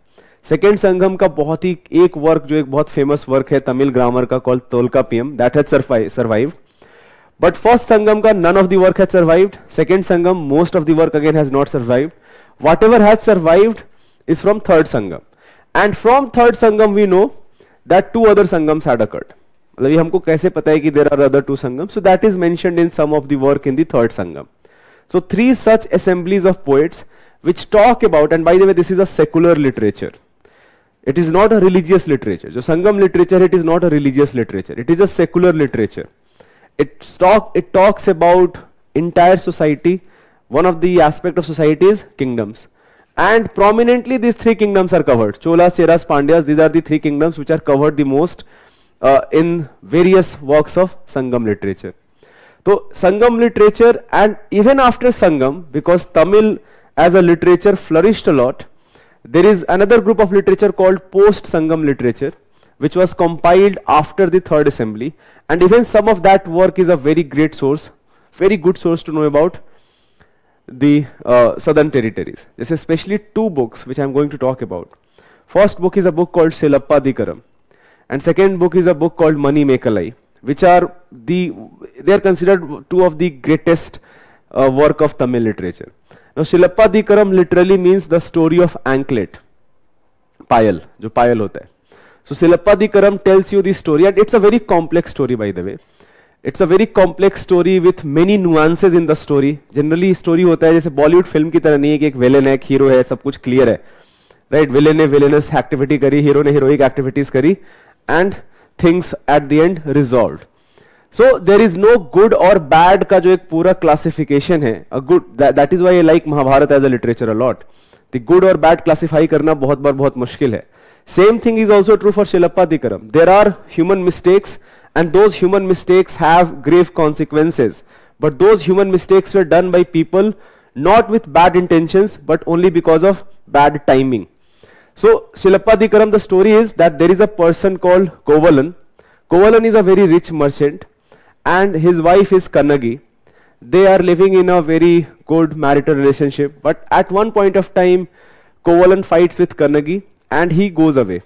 And he goes to find a courtesan whose name is Madhavi. And then he stays with Madhavi for many years. But in the course of time he becomes very poor. He spends all of his wealth and he becomes very poor. And later he again comes back to his wife. But Kannagi is very happy to find her husband, and Kannagi gives her one of the anklet, Shilappadikaram, that go and sell it. Whatever you are going to collect, you will use that to start your new business. So he goes to Madurai and he tries to sell this anklet, but at the same time the king of Madurai, Pandyan king का जो queen है, queen's anklet has been stolen. And Kovalan is arrested for this crime. And Kovalan is not able to prove his innocence. He is executed. There is a capital punishment for stealing the queen's anklet. So he is executed. Later Kannagi reaches to Madurai and she proves her husband's innocence by showing the second anklet. And she actually proves that this anklet is different from queen's anklet. Now this creates lot of furor and lot of sorrow in king's mind, and king, because he has executed an innocent person, he dies by remorse. And even queen dies because her anklet, and this led to all of this thing. And Kannagi is so furious that she comes out in the city of Madurai, tears of one of her breasts and throws that breast into city, and Madurai is engulfed into flame. Puri city mein entire city is inflamed because of her rage. And then she dies, she goes to heaven, she meets with Kovalan, and they live. Now she is wearing again both her anklets and she is very happy. And she is now worshipped as a good wife on earth. So this is the entire story of Shilappadikaram, and there are many nuances here. जैसे जो story of anklet है, ये जो Shilappadikaram, anklet represents lot of things. In the starting of the story, she has both her anklet, she is very happy, but that anklet also becomes source of her sorrow. And later when she is heaven, again she is wearing both her anklets and she is very happy. So one anklet is representing different type of human emotions throughout this story, and at the same time there are many nuances here. So by the way, this textbook was also in news recently because our Prime Minister went to Tamil Nadu, and the Chief Minister of Tamil Nadu, he gifted him this novel, Shilappadikaram. I do remember seeing this on Twitter. So anyways, a very important textbook, and it does tell you a lot about the society. So apart from this main story, it also talks about a lot of things, that what type of kingdom, what type of society, what type of economy we are talking about. So that's a very important source to know about Sangam age. So यहाँ पे जो है थोड़ा Jain influence बहुत ज़्यादा है. जो king है, they are followers of Jainism. जो मनी मेकलाई है, that is we will not say a Buddhist textbook, but यहाँ पे Buddhist influence बहुत ज़्यादा है. Mani Mekalai is the story of, it is in a way a sequel. So sequel not exactly which has anything to do with the prior story. So sequel is that Madhavi and Kovalan had a daughter, and the daughter is Mani Mekalai. Now Mani Mekalai is very beautiful, and because of that many people want to marry her, including one of the prince. But Mani Mekalai wants to become a Buddhist nun. She is not interested in worldly affairs. She wants to join Buddhist Sangh. And she has a magical elm, a magical elm जो कि कुछ भी produce कर सकता है. So what she uses this magical elm to feed to poor people. And because prince is not after her, so she takes form of another woman and she does the same work. But the form which she has taken, husband of that woman, he thinks that she has eloped with prince, and he kills the prince. And Mani Mekalai is arrested for it. But later Mani Mekalai, and she suffers a lot in prison. But later her innocence is proven, and queen also realizes that she is actually a person of good character. She asks for forgiveness. Mani Mekalai is freed of the prison, and then later she goes to Kanchi.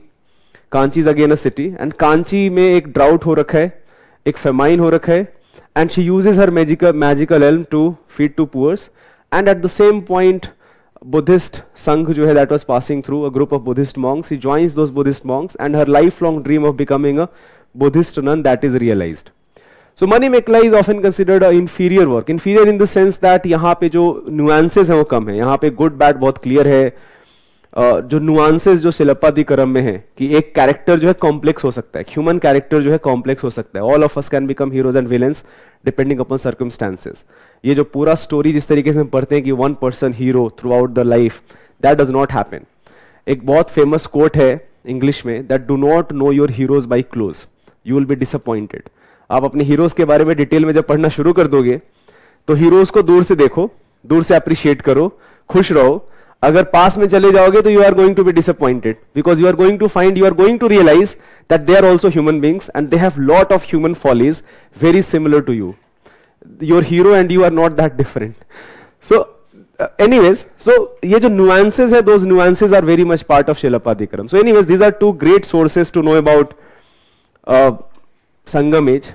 So before I talk about Cholas, Cheras, Pandyas and their significance, give this heading sources.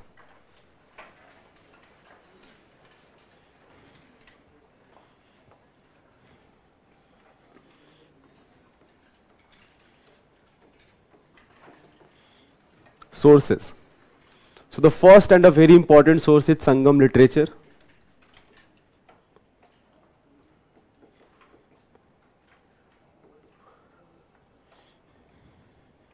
Sangam literature.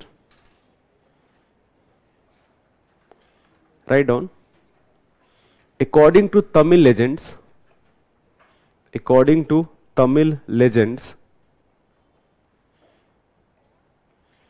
three assembly of poets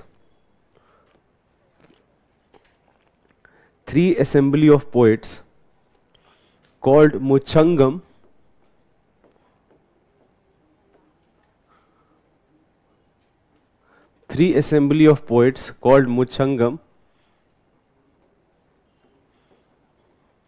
occurred under the patronage of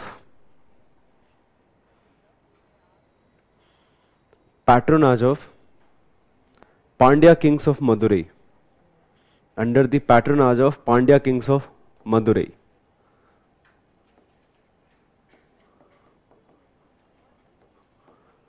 Pandya kings of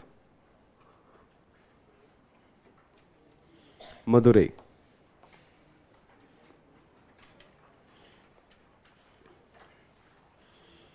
The poems were initially orally transmitted.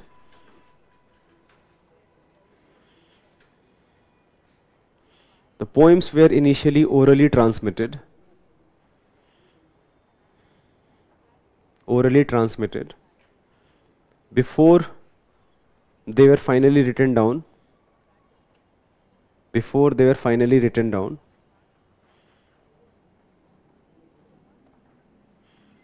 The poets belonged to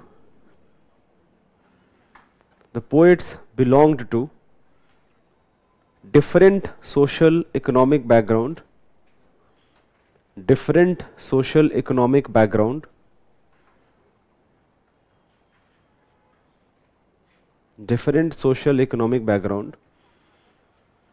and some of the poets were women also.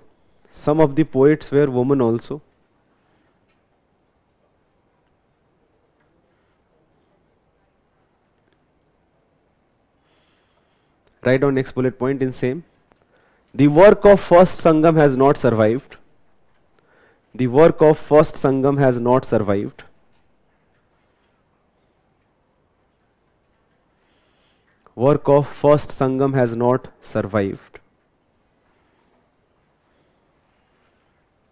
Tolkappiyam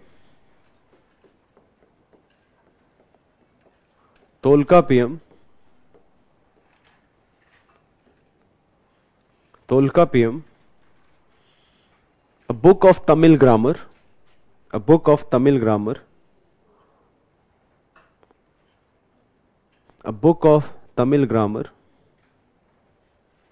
compiled in the second Sangam has survived.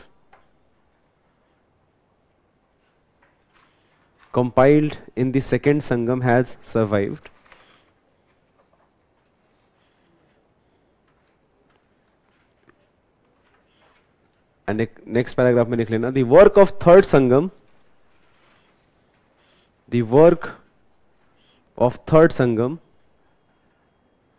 provides a useful source, provides a useful source to reconstruct the history of Sangam period, to reconstruct the history of Sangam period.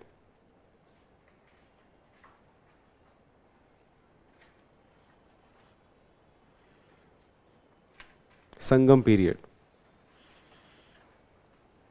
Write down next bullet point. Sangam literature can be divided into two groups. Sangam literature can be divided into two groups. Two groups. First, narrative texts. Narrative texts.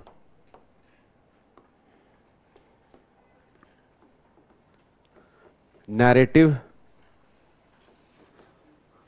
text called narrative texts called Melkanakku, called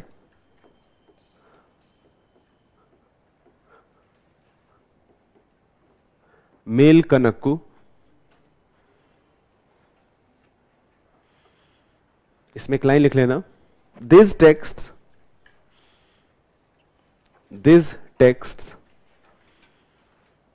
are heroic poetry, in which heroes are glorified. Heroes are glorified.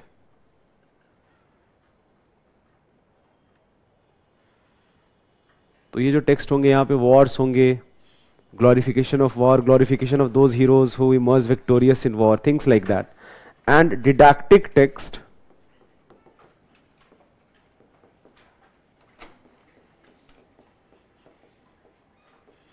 Didactic का मतलब होता है moral teachings, जो बचपन में नैतिक शिक्षा अगर आपने सीखा होगा. सो जो मोरल टीचिंग्स है, these are didactic text. So moral teachings, didactic text call कीला कनक्कू.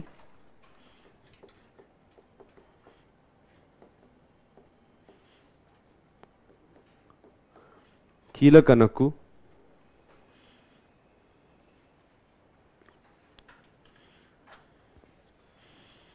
Two Tamil epics, write down.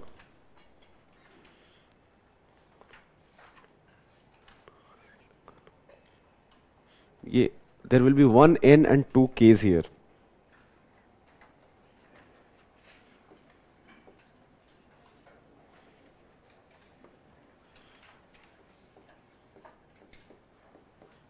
Similarly, here also.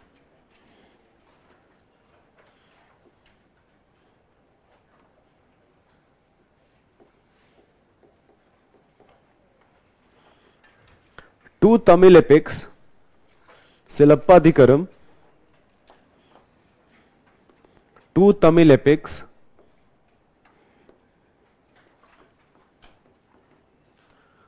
Silappadikaram and Manimekalai.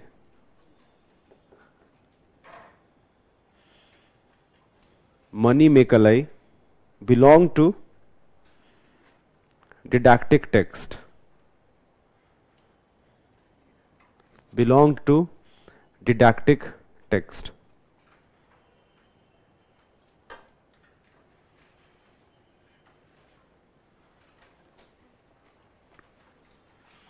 Silappadikaram was written by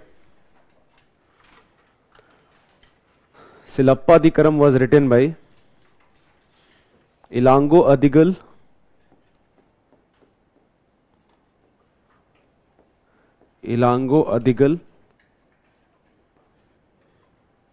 Silappadikaram was written by Ilango Adigal.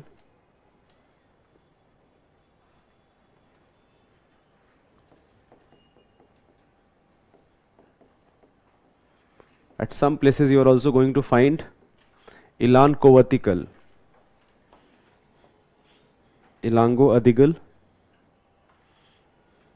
and Manimekalai was written by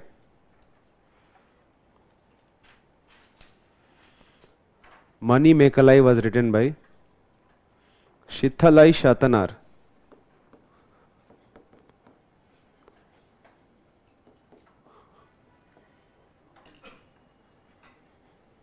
Shithalai Shatanar. There is a chance I'm pronouncing it wrong. I'm trying to pronounce it correctly, but there is a very good chance, and those who have Tamil literature as a background, they can correct me. Shithalai Shatanar.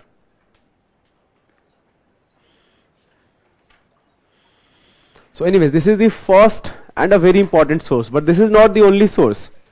There are many Roman sources, Greek Roman sources, which talk about these kingdoms. I already told you that trade relationship बहुत सारा था, right? So there are many Greek writers who talk about these kingdoms and the trade relationship especially. So there are few other sources. Write down. There is a very famous book called Periplus of Erythraean Sea. Periplus of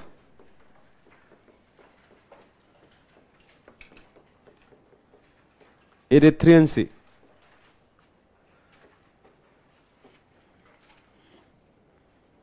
Who is the author? We do not know that.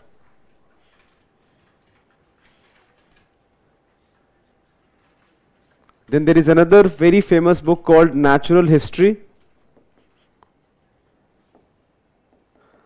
We know the author. This was written by Pliny. Natural History, Pliny.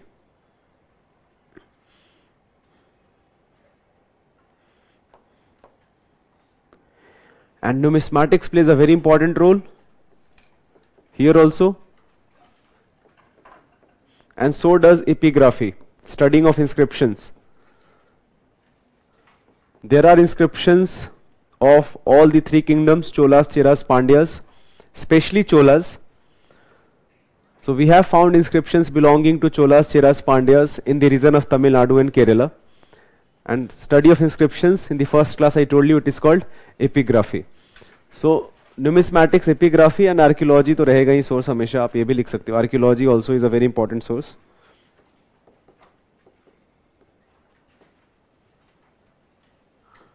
But most important source is Sangam literature. There is a question by Swami Priya Mukesh, is it necessary to remember all these facts? I do not know how to answer that question. Why are we studying it? अगर नहीं होता necessary, तो मैं जो लिखा रहा हूँ मेरे हिसाब से इतना तो देखो minimum है जो आपको रटना है. Whatever I am making you write, whatever I am discussing, lot of things I am discussing there you do not need to remember. But whatever I am making you write here, this is the minimum you need to remember.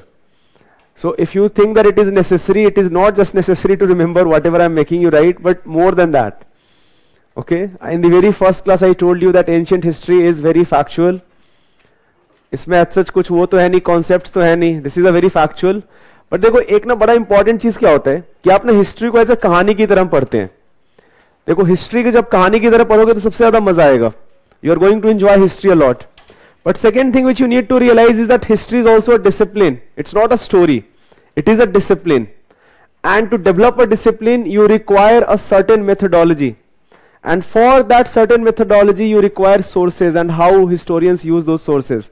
The moment you appreciate it, history becomes very important discipline and you are going to enjoy it even more. So Sangam literature के बारे में जो details हैं, and by the way, we have talked about very basic things. And I'm very sure in your art and culture classes it will be discussed even in more detail, because literature जो है that will be discussed in art and culture classes also. So I have not even gone into very detail. मैंने बहुत basic चीजें बताई हैं संगम literature के बारे में. First किसके अंडर हुआ था, कहाँ पे हुआ था, second किसके अंडर हुआ था, कहाँ पे हुआ था, थर्ड किसके अंडर हुआ था, कहाँ पे हुआ था, ये सारा इन्फॉर्मेशन तो हमने डिस्कस भी नहीं करा है. जैसे फॉर ऐसे ही बता देता हूँ, first assembly was done by Agastya Rishi. And I will talk about, if you are thinking about Agastya Rishi, very famous in many Puranic stories. Agastya is very important Rishi as part of Hindu mythology. So we will talk about the story of Agastya and Parshuram, but let's take a break here. After the break, we will continue the class.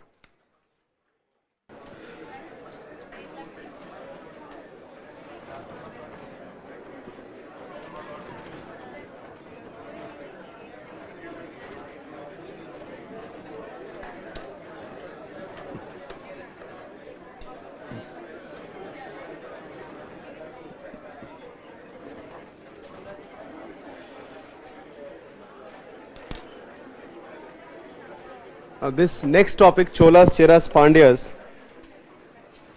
again a very important topic for prelims as well as questions have been asked in mains examination also. And Sangam literature जो है especially mains के लिए भी ज़रूरी है, because if you go and look at this syllabus of paper 1, literature is apart from art and architecture, literature is also mentioned there. And Sangam literature पे question UPSC पूछ भी चुकी है पास्ट में. 2013 या 14 का पेपर उठा के देखना, वहाँ पे क्वेश्चन पूछा था संगम लिटरेचर पे मेंस में. एंड प्रीलिम्स के लिए तो इंपॉर्टेंट है ही.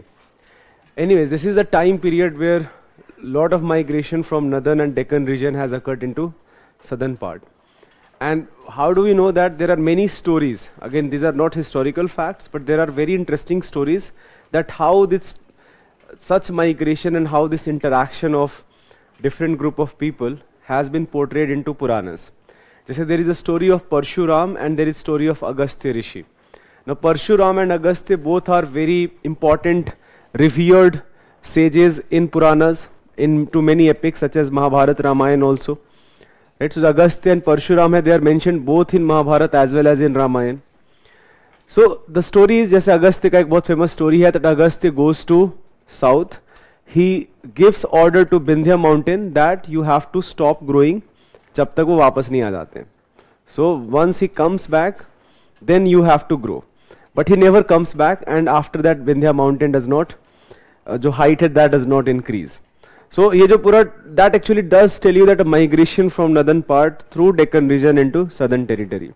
So Agastya जो है very important name because he was under his, in fact he was the main person. जो first संगम है, it was led by Rishi Agastya. There are many other stories which talks about Agastya and his migration to southern part of the country. Similarly, there is a story of Parshuram. So Parshuram, in many stories, he is considered as one of the avatars of Lord Vishnu. So Parshuram का जैसे एक story है that Parshuram goes to Kanyakumari, and from Kanyakumari, so होता ही है कि परशुराम का जो पूरा story ऐसे है कि Parshuram had to kill his own mother, and because of that there was a reason, there is a background story to that why he does that. But to repent that sin, he fights with all of the rulers who can be considered as cruel rulers, and many of the rulers were Kshatriyas. So as the story goes that he killed many Kshatriya kings into conflict, and later he goes to Kanyakumari. From Kanyakumari he calls ki jo Brahmans hai, we have to allow Brahmans to come to this region. So he throws his axe from Kanyakumari, and that axe goes and fall to region what modern day Gokarna जो बीच है पूरा कर्नाटका में. So this entire Tamil Nadu Karnataka region, now he again goes back to northern part and calls upon Brahmins as well as other scholars and migrate into this region. So ये जो mythical stories हैं, these mythical stories have a basis here that it does signify a large scale migration. Now what actually led to this migration, that we frankly have not information about, but a large scale migration into Deccan region and southern region. That does not mean कि एक बहुत बड़ा हम एक term use कर लेते हैं Aryanization, that Aryanization of southern territory occurred. So rather than using Aryanization, we can say that a cultural interaction occurred. There's a lot of ideas which are very much prevalent into northern part of the country. They were known in southern part of the country, but they were not very prevalent. The best example is Varna system and Jati system. जो Varna system है, that was known because Sangam literature does talk about Varna system, but Varna system was not rigid into the region of Tamil Nadu and Kerala. Jati was not present at all at this point of time. Jati, Varna, all of that become important during Pallavas, later Cholas. So Cholas जो है, there are two set of Chola rulers, early Cholas. Here I am talking about early Cholas. We are also going to talk about imperial Cholas, but imperial Cholas become very powerful in 10th, 11th century. So here I am talking about early Chola rulers. So anyways, ये जो stories है, that does tell you. So these ideas about Varna or caste, all of these ideas are known, but they are not practiced that much. इसका मतलब ये नहीं कि social classification नहीं है. Society is very unequal. Society is very well divided. But that division is, the basis of that division is not Varna or caste. There are other basis of division. So Sangam literature जो है, it does tell you that there are many elements, many ideas which already were very popular into northern part of the country. They also gradually became popular into southern part of the country. At the same time, ideas which already are prevalent into southern territories, they were also incorporated. A new set of cultural as well as religious ideas propped up. जैसे best example is worship of Murugan, Lord Murugan. Now Lord Murugan is a deity. He was a local deity, but now many Puranas, जो many stories हैं, they associate Lord Murugan with Kartikeya, one of the sons of Lord Shiva. So you find such similarities, that how this cultural interaction is going on. This may have occurred into phases, but in the course of year, in hundreds of years, ये जो है, all these ideas are in fact we can say that some ideas which already were prevalent into other part of the region, other ideas which are prevalent in the other part of region, and a mix of ideas and emergence of a new culture that emerged. So that is why I said that a clear, just saying that Aryanization, that will not be actually a very correct word. That yes, many ideas of north, they become very popular into south, but in a different form. So just write down few things here. We are mainly going to talk about Cholas, Cheras, Pandyas. First I am going to talk about the political setup, and later I am going to talk about the society and economy collectively together about this region. But जो political setup है, let's discuss about these three kingdoms separately, just to show you on a map that what these three kingdoms looked like.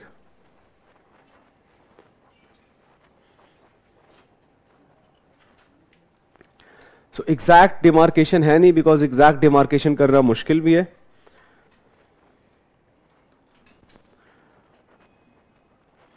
But ये जो part है, this was ruled by Chola rulers. Southernmost part of the territory, that was ruled by Pandyas, and Cheras ruled what modern Kerala is. So Pandyas, southernmost part of Tamil Nadu. जो Chola kingdom hai, that included part of Tamil Nadu as well as part of Andhra Pradesh, and Cheras included part of almost entire Kerala. So three kingdoms, very important kingdoms. Collectively they were known as Movendar. Write down. They are collectively known as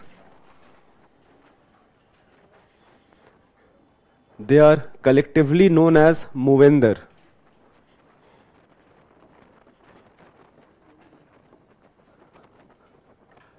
Vendar was a term for chief. Mu here represents three chiefs. So three chiefs collectively together known as Movendar. They are collectively known as Movendar.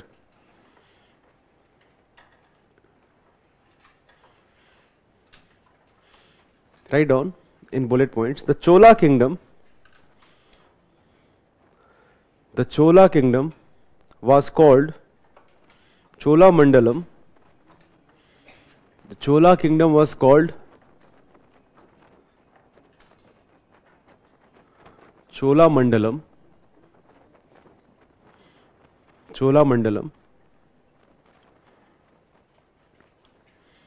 Their center of political power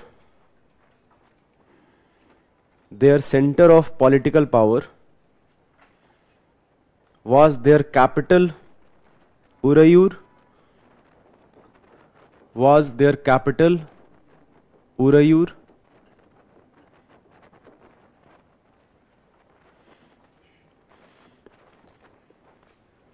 Their royal emblem was tiger.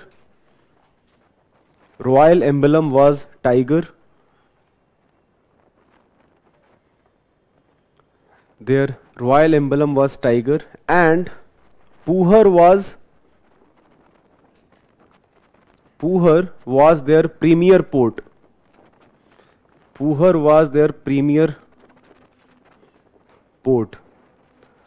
is what modern day Kaveri Patnam is.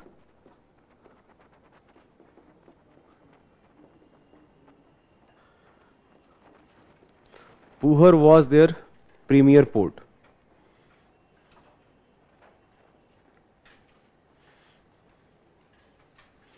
Write down in next bullet point. About 2nd century BC, around 2nd century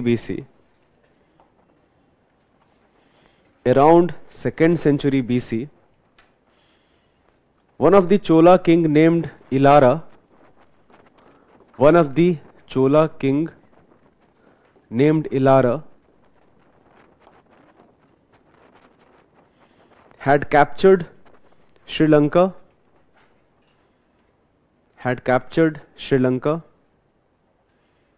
and ruled it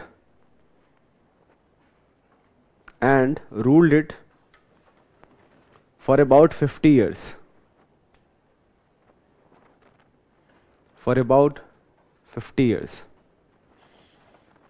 Write down next bullet point. The greatest of early Chola king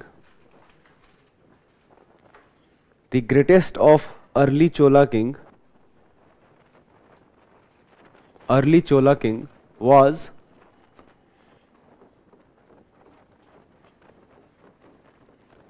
Karikalan Chola, simply known as Karikal at many places. Karikalan Chola,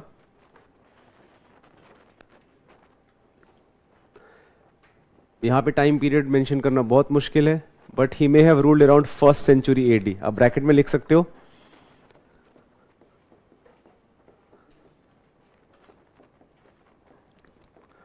First century AD.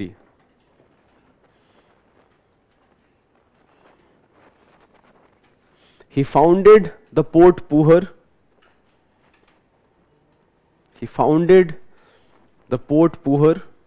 जो सबसे premiere port है चोलास का. He founded the Port Puhar, constructed an embankment along the Kaveri river.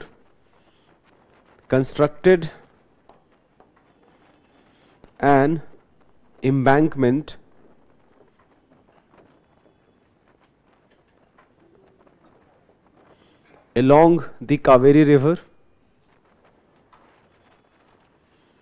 and defeated a confederacy of Pandyas, Cheras and other allies.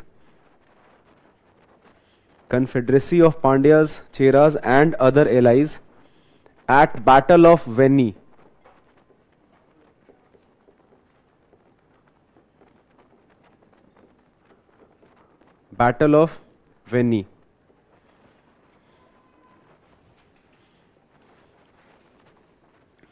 एक संगम literature में एक बड़ा interesting सा terminology use करते हैं, that all the chiefs who lost the war, the term which is used is that they lost their drums.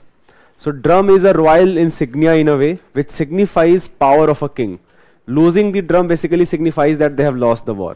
So as जो description of battle of Veni है, it mentions that many chiefs lost their drums, which in itself is a very interesting terminology, like losing the war and losing the drum. Write down. So Karikalan Chola, one very important name which you need to know. Write down Pandyas. Give the heading Pandyas.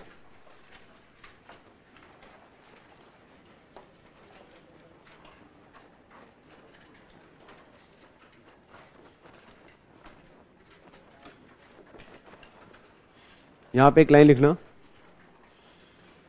They occupied the southernmost portion of Indian peninsula.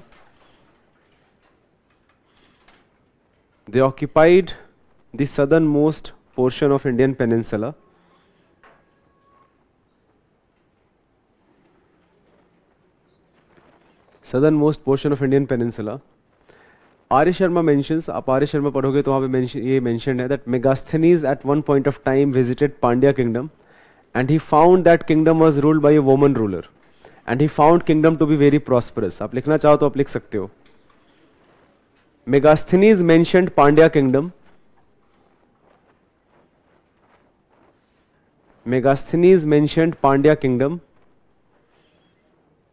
Ruled by a woman ruler.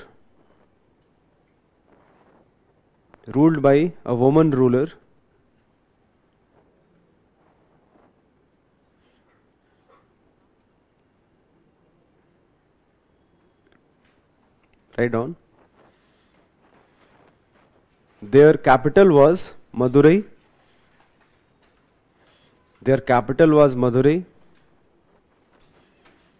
Royal emblem was fish royal emblem was fish, and premium port was Korkai. Premium port was Korkai.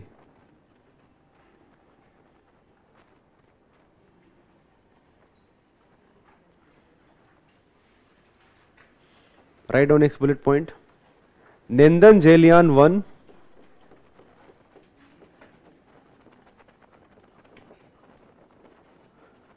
Nandan Jelian 1 and Nandan Jelian 2. Nandan Jelian 1 and Nandan Jelian 2 are considered great Pandya rulers. Great Pandya rulers. The former, that is Nandan Jelian 1, the former is one of the major characters of Shilapadikaram.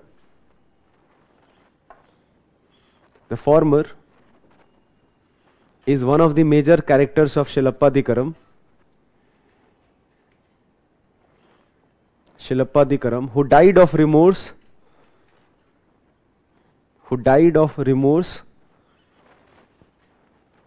Who died of remorse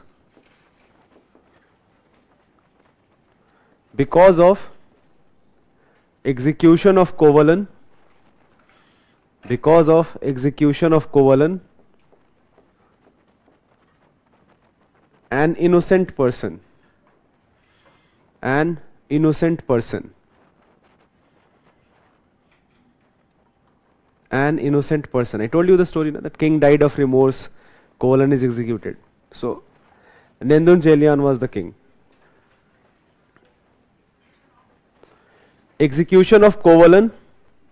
Kovalan is the main character apart from Kannagi. Kovalan and Kannagi are the central character of Shilapadikaram. So, execution of Kovalan, an innocent person.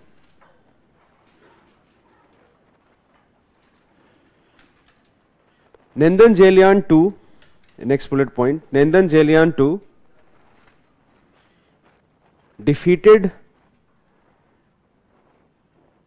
Cholas and Chera rulers. Defeated Cholas and Cheras rulers.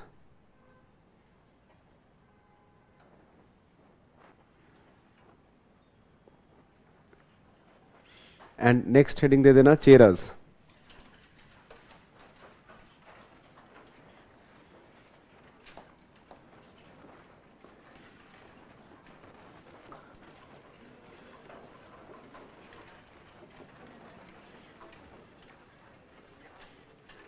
The Chera kingdom,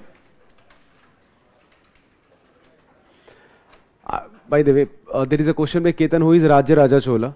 जो राज्य राजा and Rajendra चोला हैं, these are imperial Chola rulers who ruled after 10th century. So we'll talk about Rajya Raja and Rajendra Chola in detail, do not worry. But these are what we call imperial Chola. Because you are asking this question, I should also tell you that the period of about 400 AD to almost 800 AD, period of 400 years. In this period, what exactly happened, we do not have lot of information. And I should also tell you that ये बड़ा politically debated issue रहा है कि at this time period, the southern territory was ruled by a kings or a group of kings known as Kalbharas. अब who are Kalbharas? This became a very important political question.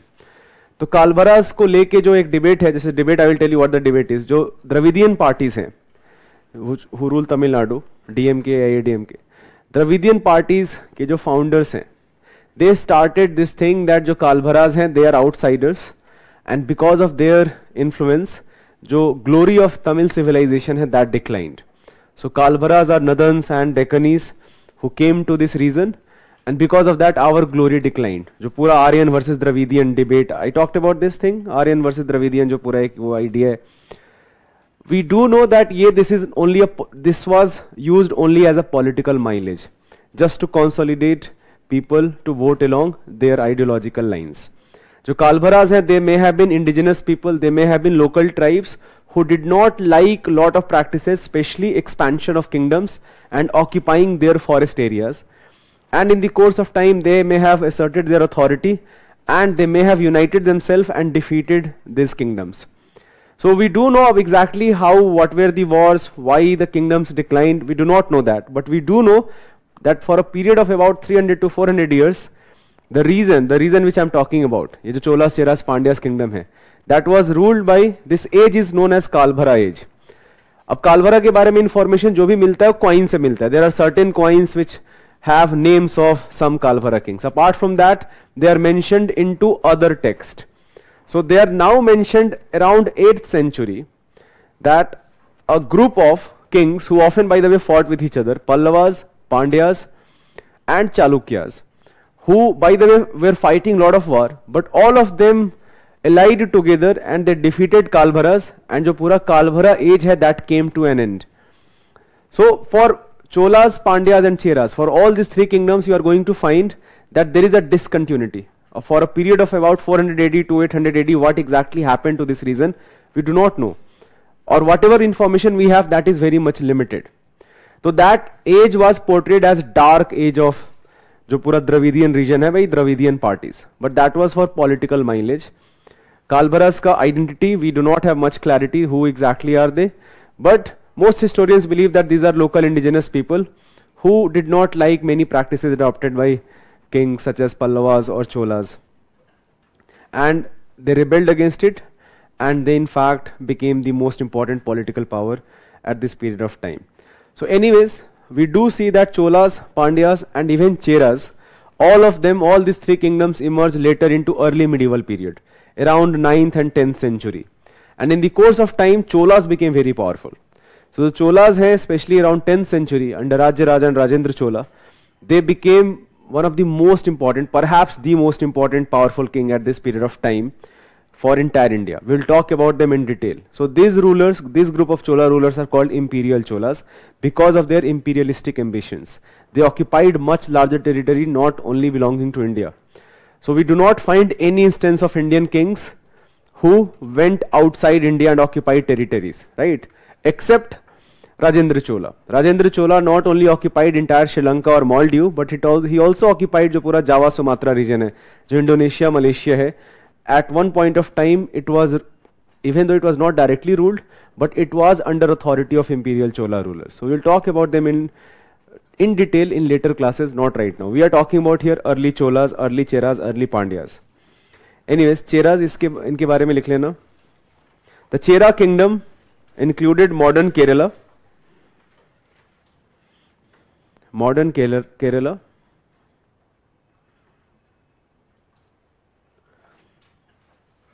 their capital was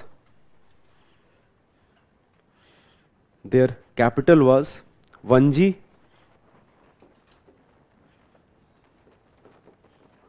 Their capital was Vanji. Capital was Vanji.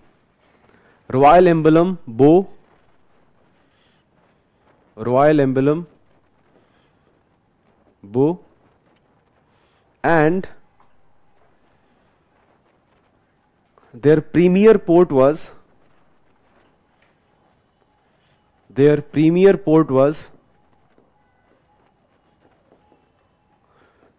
Muchiri, which right now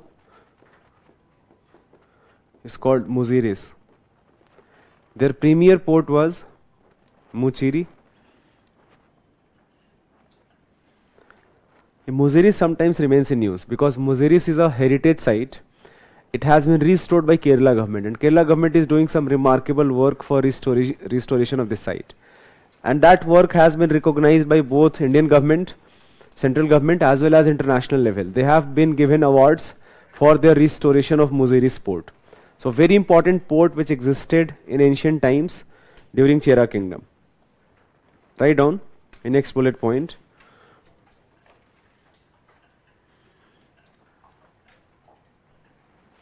One of the prominent kings of Chera, one of the prominent king was Nendun Jeral Adan.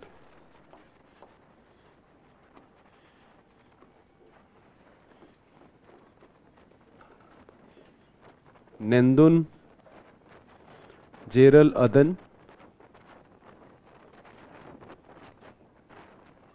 Nendun Jeral Adan, who defeated 7 crowned kings,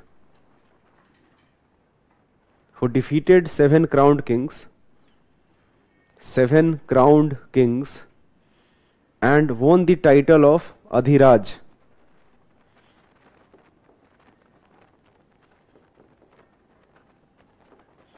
Won the title of Adhiraj.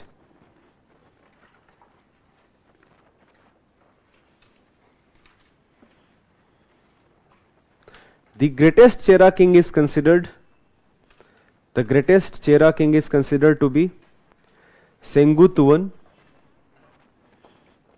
The greatest Chera king is considered to be Sengutuvan.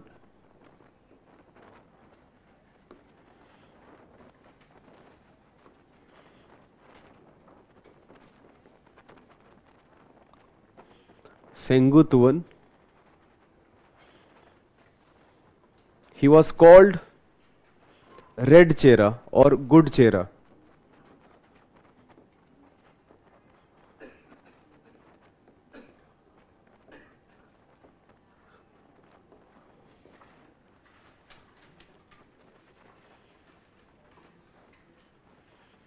He ensured safety of Muziri's port from pirates. He ensured safety of Muziri's port from pirates. He ensured safety of Muziri's port from pirates. It is said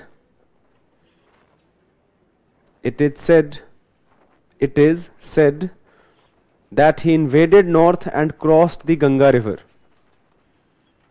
He invaded north.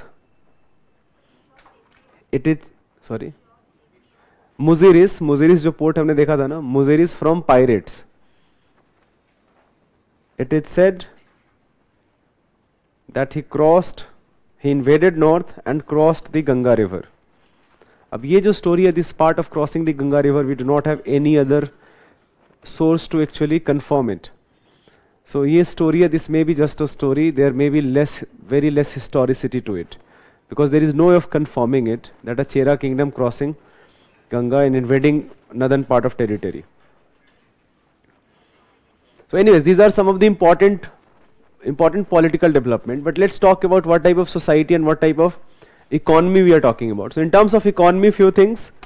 Economic activities बहुत सारे हैं यहाँ पे. Agriculture is the major economic activity without any doubt. But apart from agriculture, animal rearing is very important. Salt making is a very important industry. Making of salt.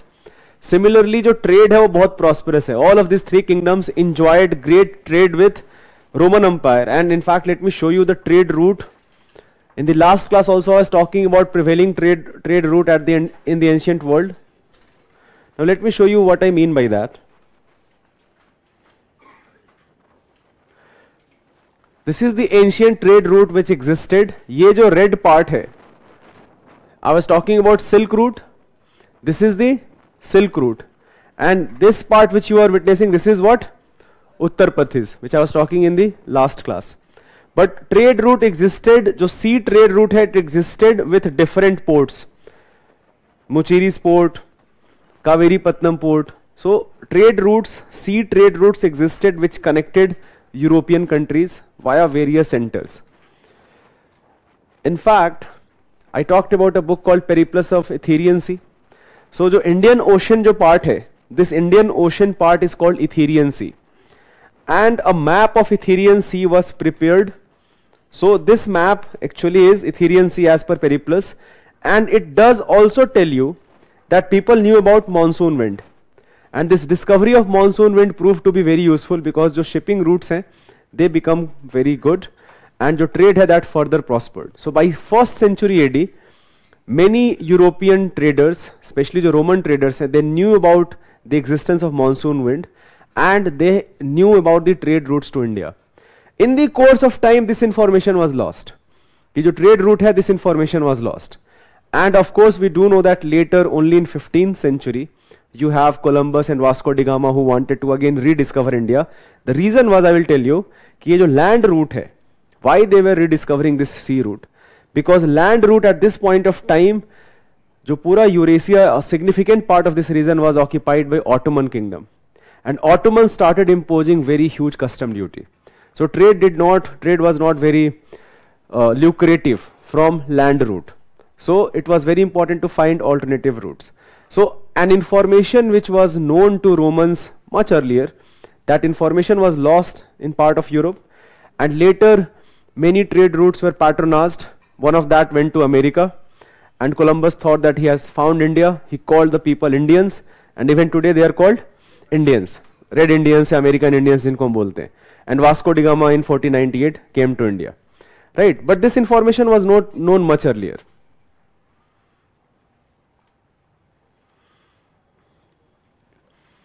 Patel has a question. If some information not proven or not confirmed, does UPSC ask question from that? If it is given in historic textbooks, history textbook, UPSC can ask question.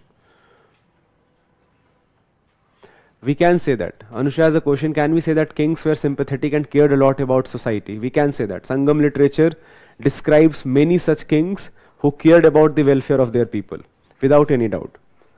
So anyways, trade was very prosperous, and somebody did ask about Yavan Priya. What was Yavan Priya? So Yavan is a term which denotes Greeks as well as all other outsiders. Yavan Priya was a spice which what? कोई बताएगा क्या है? Black pepper, exactly. जो black pepper है, so जो spice है, that was a very coveted item. Even today, spices from southern India, जो Kerala, Karnataka region है, they are out of the world. If you ever get a chance, you should definitely buy few things. And आप जो है इलायची वगैरह लेके आना यहाँ पे, like they are really good.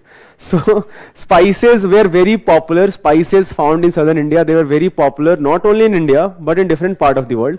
And spices constituted the major part of your export.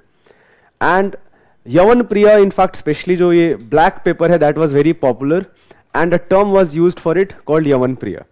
That it was one of the most one of those items जिसका export सबसे ज़्यादा था. So there was a surplus export. How do we know that? Because there is a book I mentioned, Natural History by Pliny. Natural History जो book है उसमें Pliny he complains that Roman Empire is being devoid of its gold coins because of his trade with India. ये जो सारा gold coin है, it is actually reaching towards India, and हमारा जो gold treasury है वो deplete हो रहा है. तो there was a surplus trade, especially because of spices, but textile also played a very important role. जो fine clothes हैं, they were also exported a lot. Few things were imported also. So slaves, for example, we do find instances of slave import, that certain slaves were bought from this region and into the Indian region. We also find that gold in itself was imported. So we have trade, but we have a surplus trade. We are exporting much more than what we are importing. So this is about economy. Now what about society? I already told you that society जो है, the ideas of Varn and caste, that is known. Idea of Varn is specially known as it is mentioned in Sangam literature. But Varn is the not important social classification. But at the same time, society is very unequal. There are people who are living into very bad houses, mud houses. Then at the same time, you have baked brick houses. So there is a stark social inequality in the society. There are rich peasants, and then there are people who are supposed to work with menial wages. So, but at the same time, the social classification is mainly based on clan based identity, and there is a term for clan called Kuti. So जो Kuti है या Kuti जो है, that is a major social parameter on which society is divided. It is not Varn, it is not caste. Caste तो prominent है भी नहीं, जाति तो prominent है भी नहीं. Varn is known. Brahmins play a very important role, but not exactly the same role what they did in Northern Territory. जैसे जो पांड्या रूलर्स हैं and even Chera rulers, they patronized many Brahmins. But Brahmins जो है और जो पूरा 4-fold वर्ण सिस्टम है, this is not very rigid into Sangam society. Regarding position of woman, we already discuss, जो मेगास्थनीज है, he talks about that Pandya kingdom was ruled by woman ruler. That does signify a matriarchal society, but we have not been able to verify this information from other sources. तो इसीलिए इस पे हम बस यहीं पे रहने दे सकते हैं कि yes, Megasthenes mentions that the kingdom was ruled by a woman ruler. Name is not given.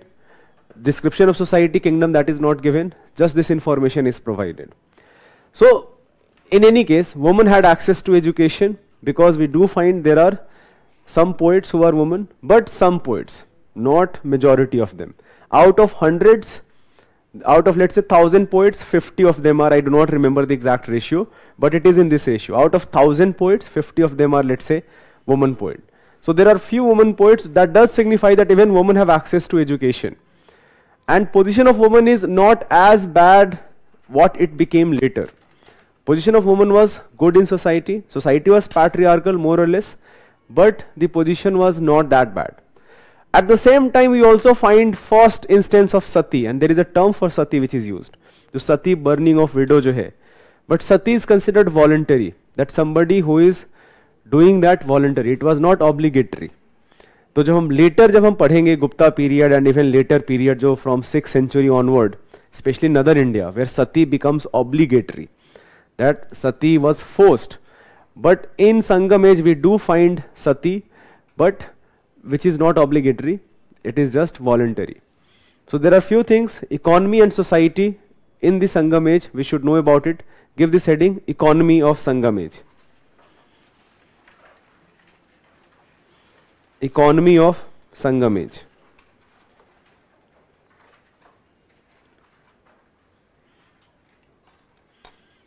Right on. Agriculture was backbone of economy.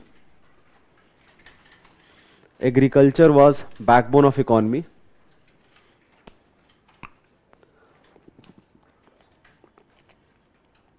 Backbone of economy. Tolkappiyam.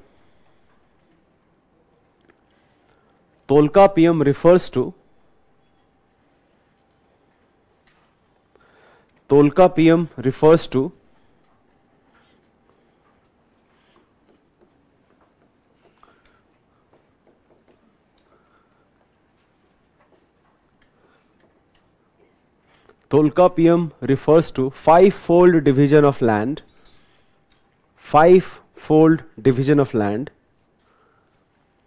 Tolkappiyam refers to five-fold division of land called Tinais. Called Tinais. It included the following. It included the following.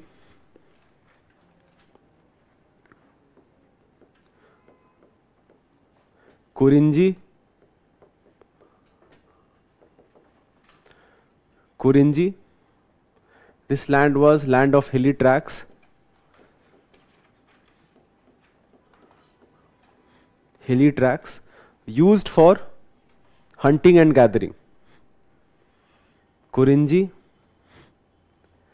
land of hilly tracts used for hunting and gathering.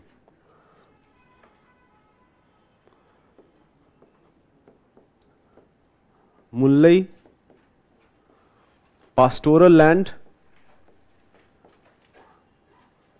used for animal husbandry.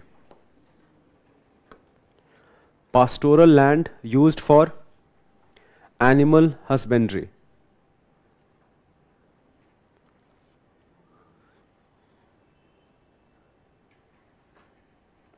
Palai. Palai was arid zone. Palai, arid zone which was infertile. Which was infertile.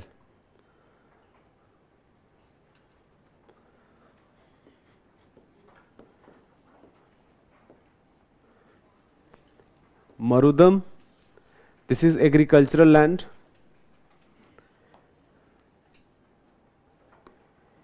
Agricultural land. And last is Neetal, coastal land.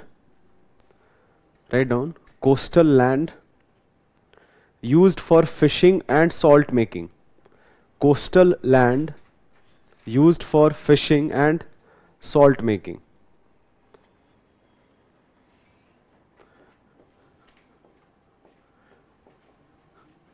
Coastal land used for fishing and salt making. Write down next bullet point.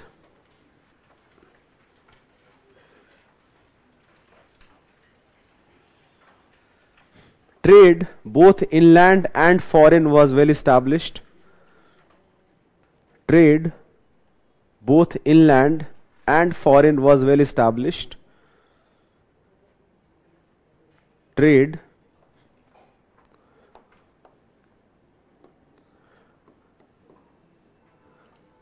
both inland means within the country here, both inland and foreign was well established,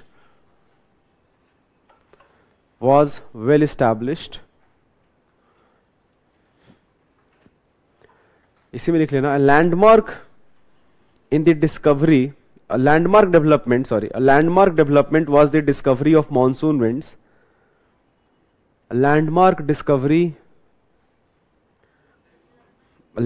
development was discovery of monsoon wind, a landmark development was discovery of monsoon winds by Greek sailor Hippasus.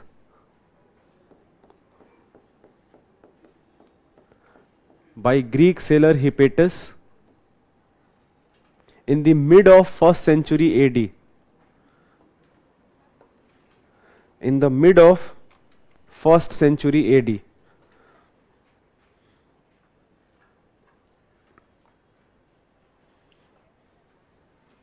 Economy of all three kingdoms prospered. In separate point. Economy of all three kingdoms prospered.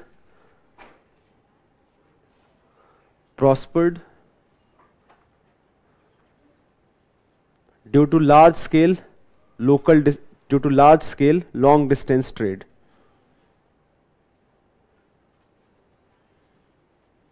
Long distance trade.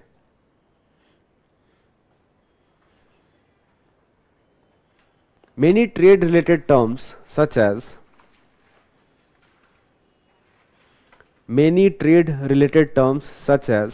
Vanikam, Chattan, Nigam, Vanikam, Chattan, Nigam appear in Sangam literature.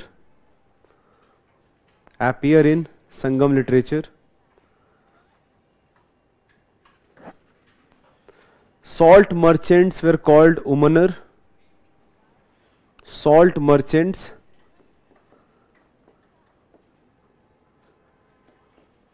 were called Umanar. Mobile merchants mean those who roamed around from places to places. मैं इसलिए बोल रहा हूँ, किसी ने सच में पूछा था कि सर मोबाइल बेच रहे थे क्या. So mobile merchants were called Chattus.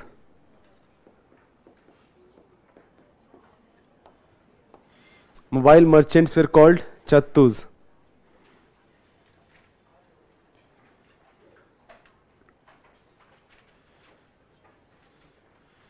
Marketplaces were called Avanam. Marketplaces were called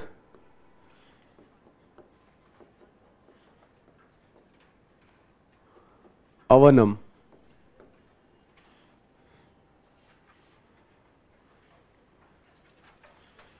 Write down. Trade with Romans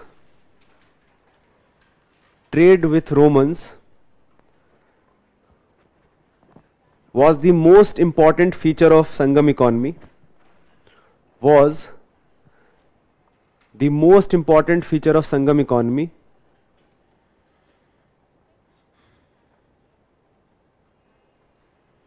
Sangam economy. A Greek writer Pliny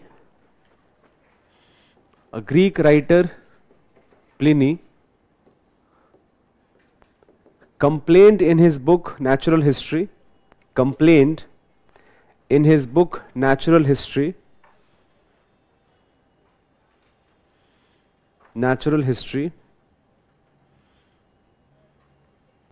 that Roman Empire was drained of gold because of trade with India. Roman Empire was drained of gold because of trade with India.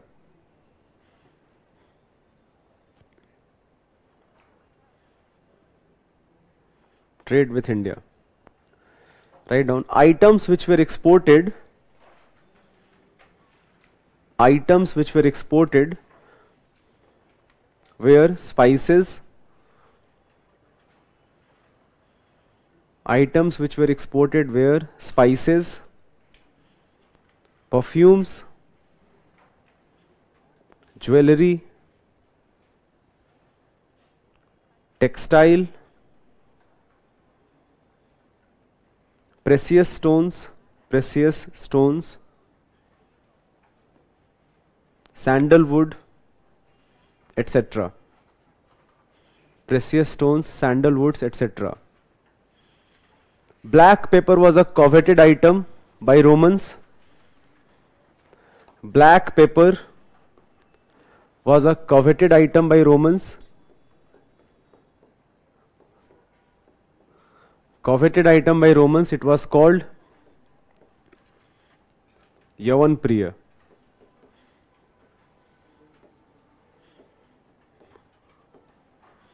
It was called Yavanpriya.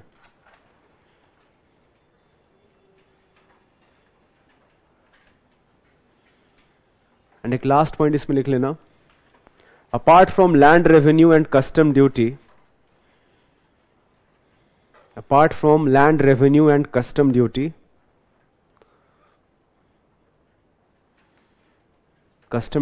tributaries paid by feudal rulers या tributaries paid by feudatories, tributary paid by feudatories and war booty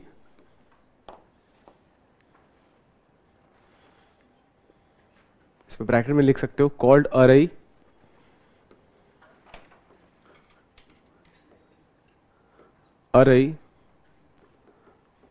where the major source of revenue for state, where the major source of revenue for state, war booty, लड़ाई करके जो लूट के लेके आओगे आप, so जो भी feudal lords होंगे that will be shared, a part of that has to be given to king.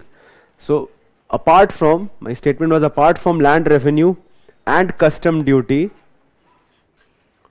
tributaries paid by feudatories and war booty called arai were the major sources of revenue for the income of state. Were the major sources of revenue of the state. That in itself is enough. Revenue of the state. So ये भी term पता होना चाहिए.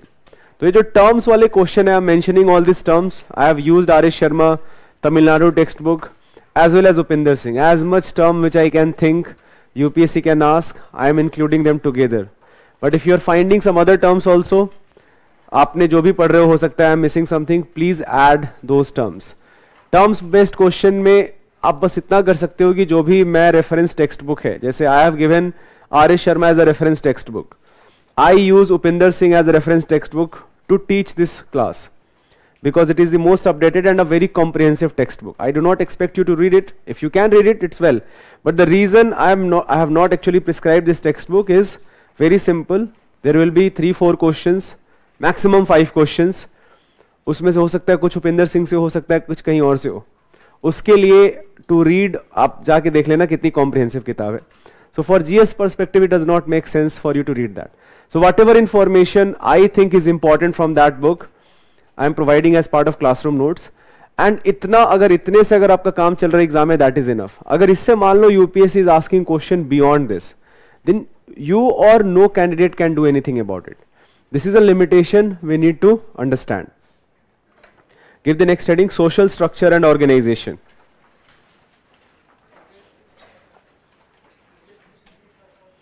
Guild system हम Gupta period के बारे में detail में करेंगे, हम डोंट वरी, जो गिल्ड्स के बारे में है हम डिटेल में डिस्कस करेंगे गुप्ता पीरियड के बारे में. But yes, guilds also existed even during Sangam age. They existed even during Mauryan age. Forget about Guptas. So we'll talk about guild system in detail जब हम गुप्तास के बारे में पढ़ेंगे. हाँ, सेम सिमिलर टर्म्स हैं. जैसे वी आर, ये जो टर्म्स हैं, these terms are mentioned as part of inscriptions or as part of Sangam literature itself. Give the next heading, social structure. Social structure.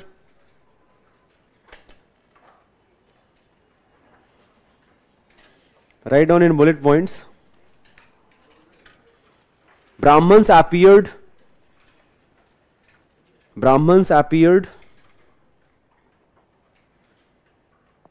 in Tamil land in the Sangam age.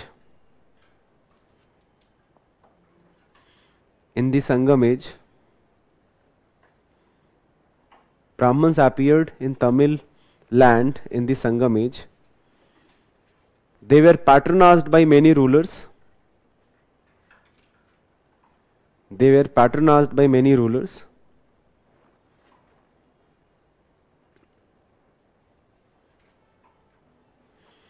The concept of, next bullet point, concept of Varna system was known.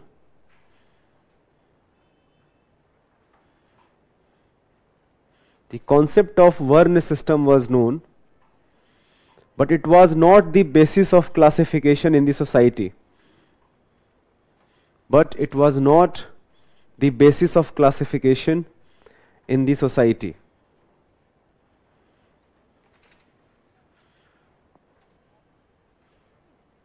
Society was unequal, write down, society was unequal.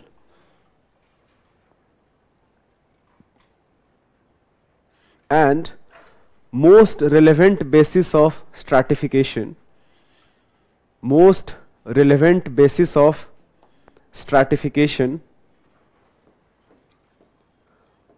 Kuti.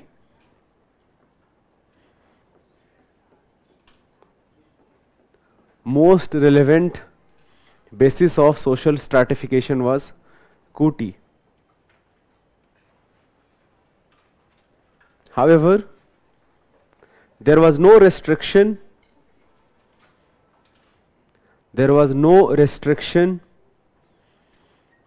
on interdining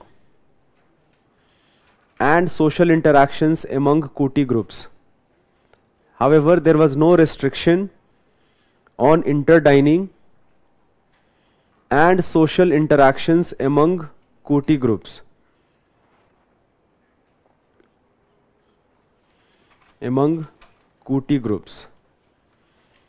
Now, this is the reason I mentioned it here. This is in contrast with the practice which was adopted in northern kingdoms, that you have interdining jo concept hai, same varna, same caste, marriages, all of that is happening within the same caste, same varna. Write down the next bullet point.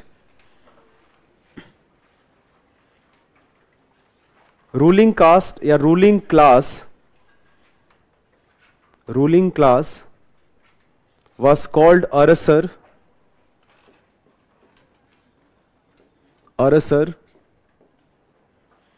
Rich peasants were called Velalas.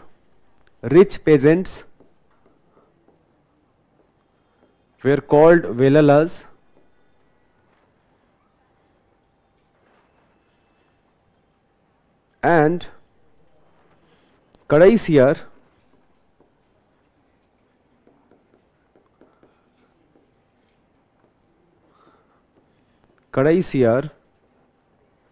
were laborers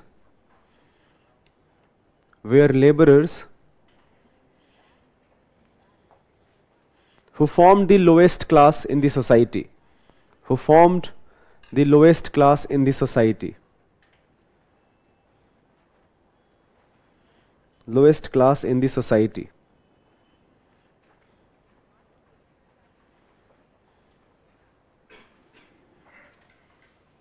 Next bullet point में लिखना, warriors were given important position in society.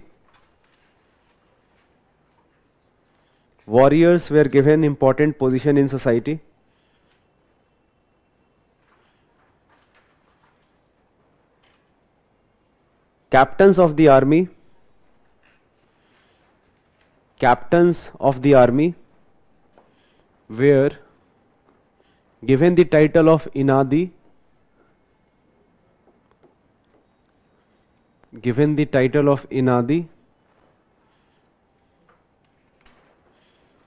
and एक point इसी में लिख लेना, memorial stones were erected, memorial stones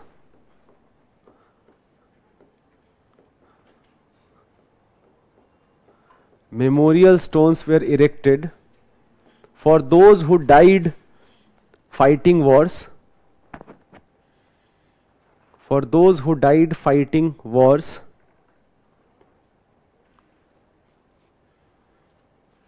These stones were called Nadukul or Virukal. These stones were called Nadukul or Virukal.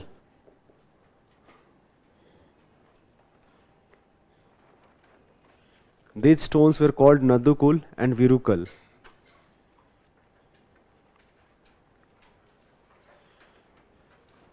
Write down. People worshipped a deity called Murugan. People worshipped a deity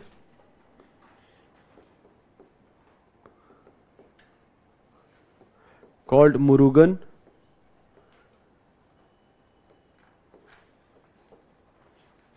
Sangamage, इसी में लिख लेना, Sangamage signifies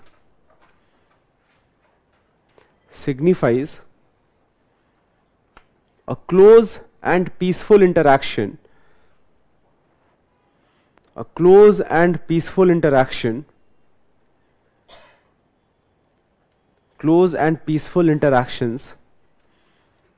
among traditions of North and South India.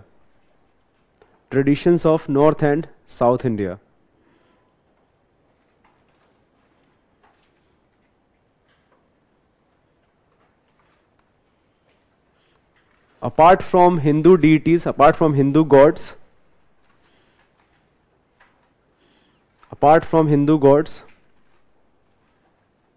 Buddhism and Jainism also prospered. Apart from Hindu gods के बजाय आप worship एक word add कर लेना. Apart from worship of Hindu gods, Buddhism and Jainism also prospered.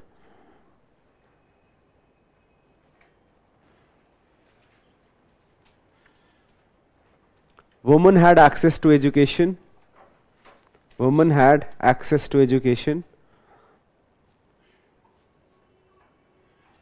As many of the Sangam poets were women.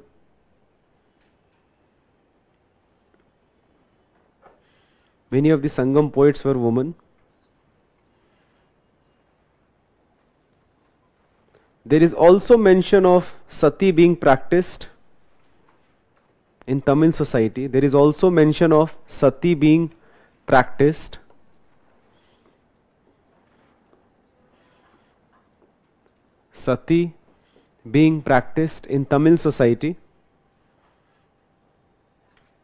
It was called Tipayadal.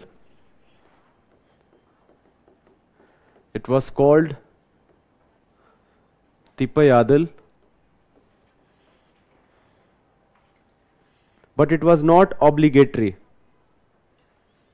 It was